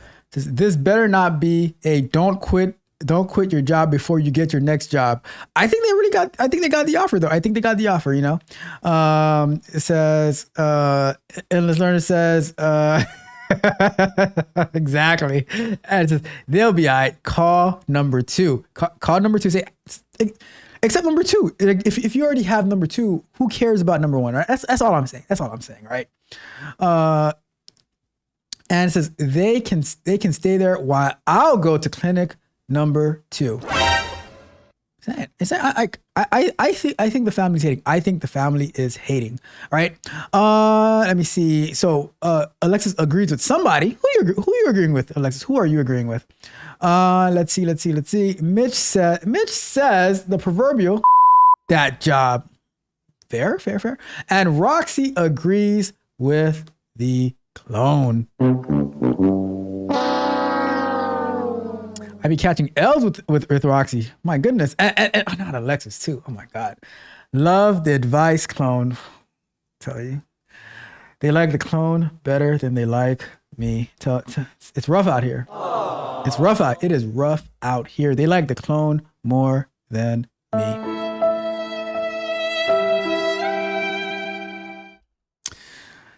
I'll be all right. I will be all right. I will. Your car, cue the cry in the car gif, all right? Cue the cry in the car gif. Let's see what we got.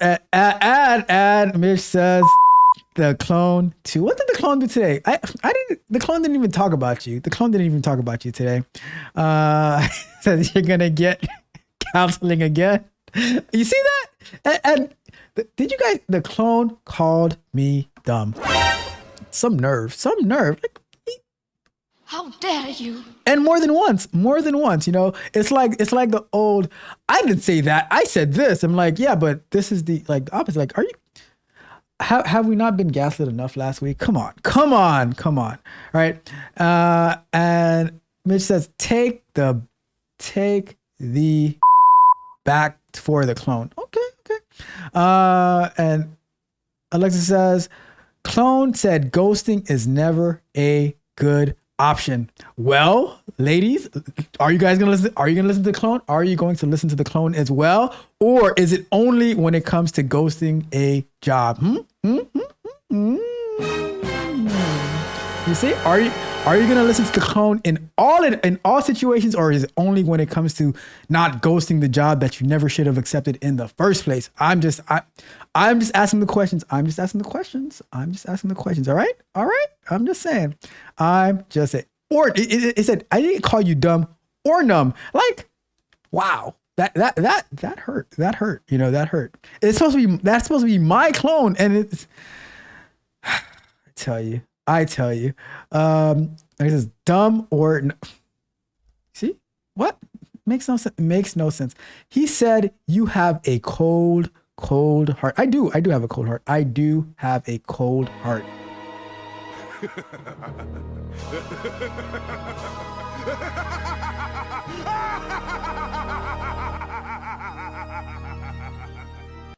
And now Mitch is trying to team up with the clone. He says clone and Mitch. Well, what did I do? I'm first the clone called me dumb, and now I'm getting cursed at. I tell you, did he get loud? Did you notice that too? Did you notice that to your car? He got louder on me. He got loud. They got some nerve. I tell you this. Where's the lie? Telling you. They turn on you so quickly. They turn on you so quickly. And Roxy's just having a ball with this. So harsh. It's so hard out here. It's so hard out here. And Alexa says he started speaking real slow for you and then got loud. All right, I cannot take this anymore. I can't. I hate it here. I want to go home. And I'm getting threatened too by the clone. This is not good. This is not working out in my favor. It says, I'll lie for you before I lie to you. Shout out to Mitch. Ride or die. And your car says, I am the bridge. That's what I'm talking about. How dare the clone come at me like that? Drizzle.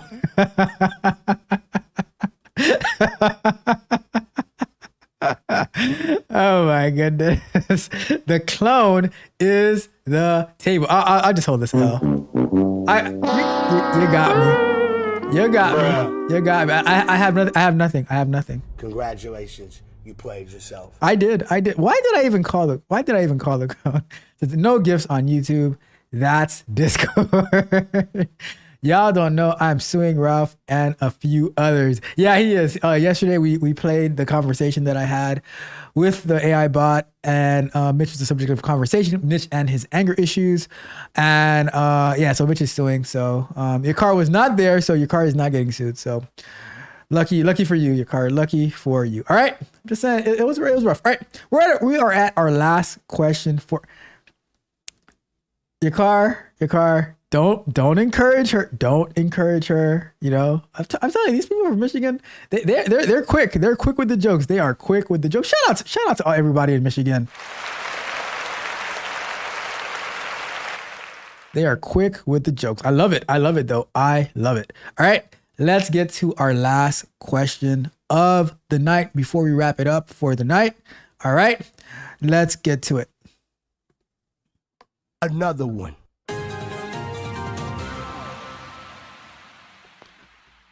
Juniors using ChatGPT are driving me crazy.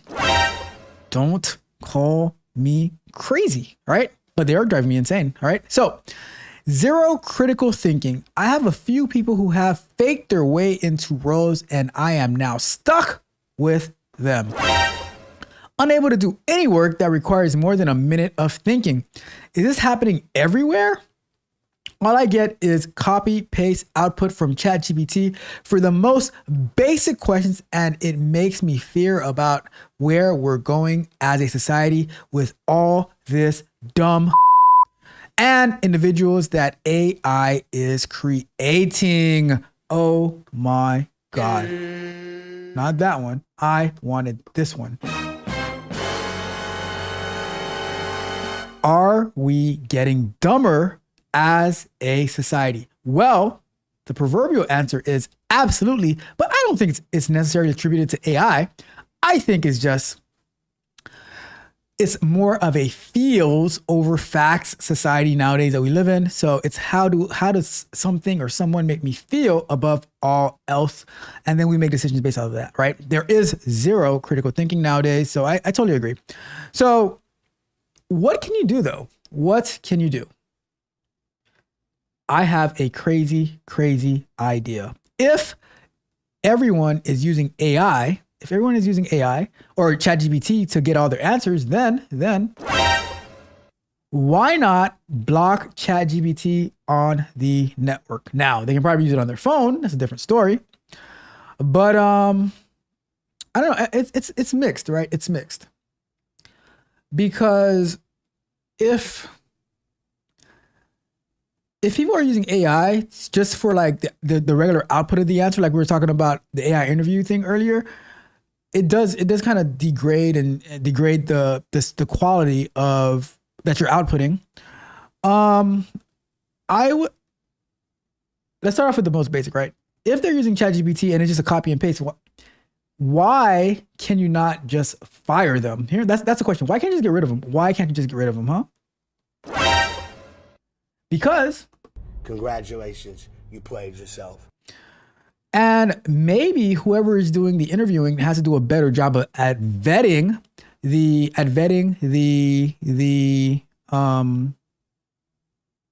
who they're hiring, because just being able to that's one of the things that kind of bothers me too, because like when I use ChatGPT, I use it for stuff that are like mindless things that I wasn't gonna do, and it just gives me like, it helps me with that. Like, so like when I'm getting descriptions and or I'm doing like thumbnails and stuff like that. But when it comes to actually coding and things like that, I'm still taking courses. Like I'm going through the DevOps course. I'm still doing research. I'm still Googling things. I'm still Stack Overflowing things. I'm still trial and error, writing code, things like that. I don't like using AI to actually help me or to actually do the work for me. I want to be able to understand that on my own. I want to understand Terraform. I want to understand DevOps. I want to understand coding, Playwright, Selenium, mobile development, all that good stuff, right? And I like to also refine my researching skills. That's also part of critical thinking. I think that it's people do themselves a disservice when what I call this is what I call cheating, right? Because you don't know what you're doing, and when you're in that situation, you're going to produce crap, because the same way that using AI, the prompt that you put in is more important than what you're getting out. So if you don't know what to properly search for, you're not going to be getting good results, and then you're going to be outputting crap, which is totally, totally unfortunate. But my thing is, if they're using ChatGPT, put them on a pip. Put them on a pip if you can't get rid of them, right? And actually ask them to, like, you need to ask them to do something. Like, stop asking them questions, ask them to build something. And there is no possible way that I see that ChatGPT is going to be able to build out the whole entire thing for them end to end. There's gonna be something that's going to require some thinking in there. Make it hard, make it complicated, make it a way that it's not just going to be so easy to just get a answer from ChatGPT. That is my thought. All right. I don't know. What do you guys think? I'm curious to know what you guys think about this. Right. Because it's a bit tricky. It's a bit tricky because, you know, nowadays people like, it's all about the shortcuts. You're not trying to learn anything. But I'll tell you this, like there are developers who use AI for valid reasons, you know, and they're even implementing it like in GitHub and different things, like different co-pilots and stuff like that. But it's being used, it should be used for assistant and not for everything. It shouldn't be doing the work for you, because you're going to flame out. There's only so much you're going to be able to do. And if you are going to be, using it to pretty much cheat, and I'd be looking forward to replacing them. If ChatGPT is going to be your end all be all, then I'd be looking to replace you for someone who's actually going to be doing the work. Because in tech, we're not hiring for people who can complete a task. We're hiring you for your mind, for your innovation, for your creativity, in order for you to engineer something that, like, to come up with different concepts out of nothing, not just to be, because guess what? If I just wanted ChatGPT to be able to do something for me, then I'll just do it myself with ChatGPT. I wouldn't need to hire some juniors to be able to do it. I can just do ChatGPT myself. So if I'm hiring you as a junior, whatever you are, I expect you to be able to do the work yourself. If you need some assistance, that's a whole nother story. And like, we can use that. But to just be copying and pasting stuff from ChatGPT, that is totally, totally unacceptable. And you don't know anything. And you're going to reach a ceiling. And it's going to be a very, very short ceiling, right? It's probably going to be something that I can touch the roof of. I'm just saying, all right? So I said it, so Mitch doesn't have to say it, all right? So that is my thoughts about this whole ChatGPT thing. I don't like it whatsoever. I think ChatGPT and AI is very, very useful. But if you take advantage of it, then you're just doing a disservice to yourself, all right? With that being said, I'm going to wrap that question up and we are done with our questions for tonight. Going to check out the chat and see what is going on out there. All right. So Roxy says, I am an island girl. Really, Roxy? Which island? You might have told me, but which island? Which island? I think that is absolutely awesome. Absolutely awesome. My family is from the islands as well. Let's see. Let's go through the chat and see what is going on. Let's see.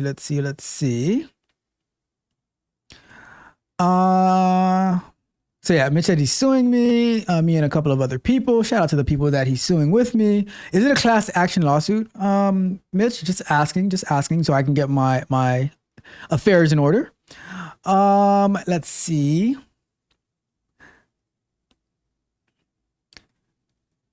And Mitch says, I keep using his name without his approval. That's true. That is true. I do keep using his name without his approval. And you know what? To end the show, I'm gonna end the show. I'm gonna end the show with me and Lumpy are gonna end the show together. All right. So let's go ahead and do this. All right, there goes Lumpy. We're gonna help me end the show. So me and Lumpy ending the show together. All right. So me and my favorite peacock. So yeah, I'm using Mitch's name without his approval. And the card says, gotta get him under an NDA, a non-disclosure agreement. Fair enough. That sounds reasonable. Roxy says, I'm an island girl. And Mitch says, too late and talk. And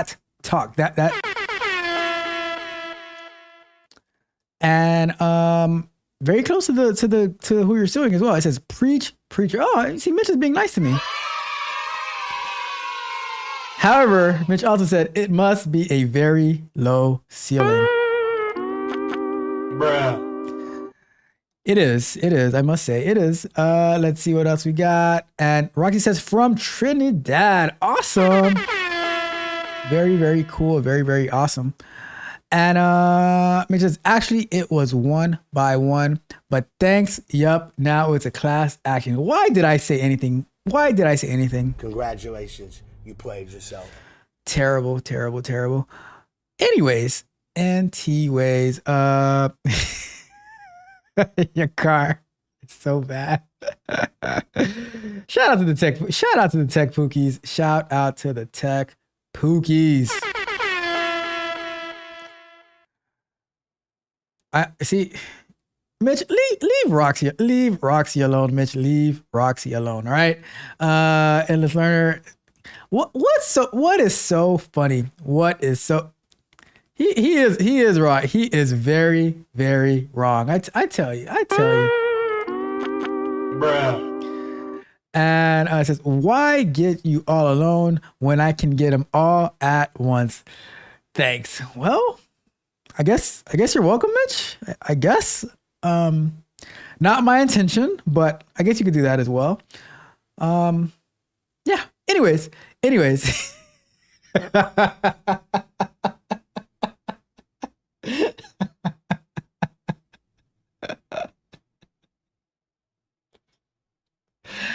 Oh my God. All right.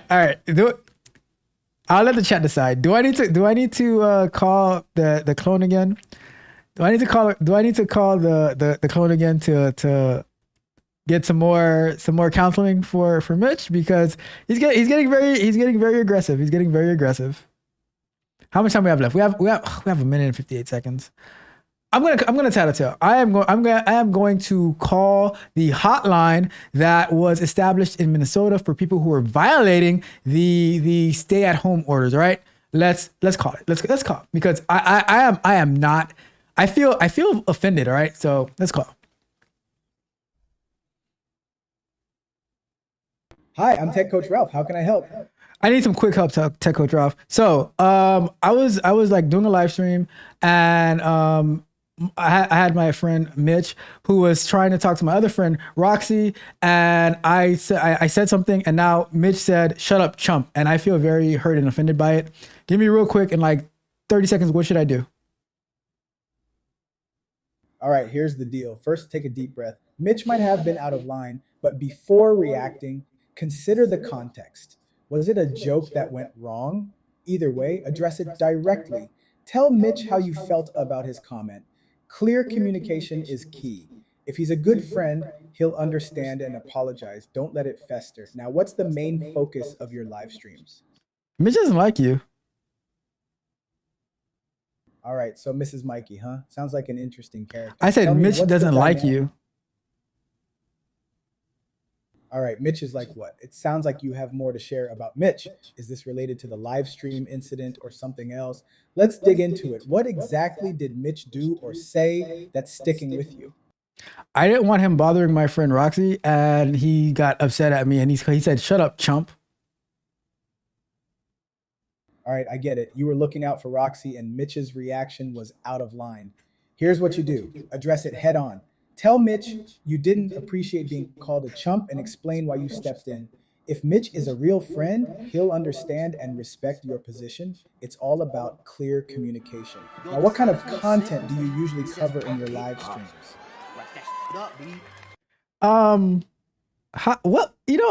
What is a real friend? A real friend is someone who stands by you even when things get tough. They respect your boundaries and listen to your concerns. If Mitch is a real friend, he should understand your feelings about being called a chump and respect your intentions with Roxy. Clear communication. Whoa. I have no intentions with Roxy. What are you talking about? Got it. I meant Roxy, your friend. I misunderstood your earlier message. Let's get back on track. You were looking out for Roxy, and Mitch's reaction was out of line. Address it head on. Tell Mitch you didn't appreciate being called a chump and explain why you stepped in. If Mitch is a real friend, he'll understand and respect your position. It's all about clear communication. What kind of content do you usually cover in your live streams? Why do you care about my live streams so much? Like, you keep asking me about my live streams, and I'm trying to help a friend and help Mitch, and you just keep talking about my stupid live stream, and you're making me feel very, very uncomfortable now. All right, I hear you. My intention wasn't to make you uncomfortable. Let's focus on the issue at hand. You want to help your friend Roxy and address Mitch's behavior. Clear communication is key here. Let Mitch know how his comment made you feel. If he's a real friend, he'll understand and apologize. Friendships are built on respect and understanding. How do you think Mitch will react if you approach him calmly about this? I don't know. We'll find out. Have a good night. All right, let's bring back up Lumpy. That was awkward. Anyways, let's wrap up the show for tonight. And your card says, you know what? I don't want to get, I don't want to go back to the hands because I'm ending the show with Lumpy. We'll get the hands out on Thursday night. All right. It says, wait, we are not friends. Oh, and Rex says, great show. Although she said that before the AI clone got weird. I'm just saying. All right. It says false. Please do. Tell Mitch how you feel. You're out of line, Mitch. Tell the people the truth. When you were getting beat up, I almost had to put hands on them. That is true. Mitch did save me when they tried to put hands on me. Mitch put hands on them. All right. And Mitch says, of course, that is trash. Let's see this. Please, let's get back on track. Mitch says, we are not friends. That was too funny. Thank you, Alexis. Out of line. That was some nerve. How did Mitch comment make you feel? All right, we're gonna wrap it up. But on the way out, I have a question for you. The question is, did you have a good time tonight? Are you not entertained?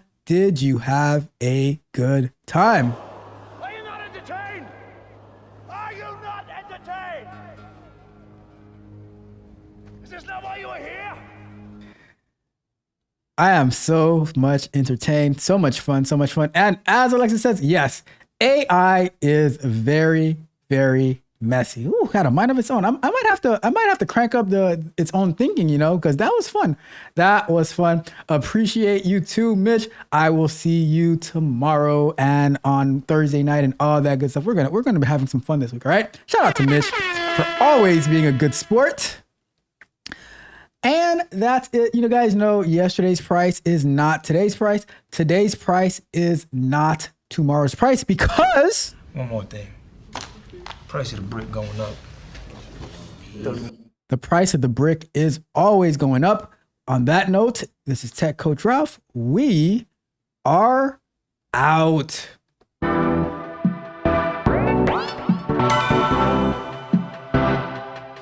You might think that getting into the IT field is impossible without a computer science degree, but Tech Coach Ralph is here to prove you wrong.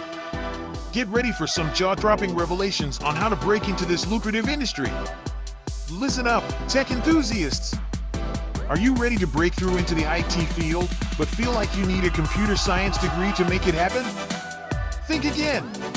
Tech Coach Ralph has some exclusive, mind-blowing secrets to share with you.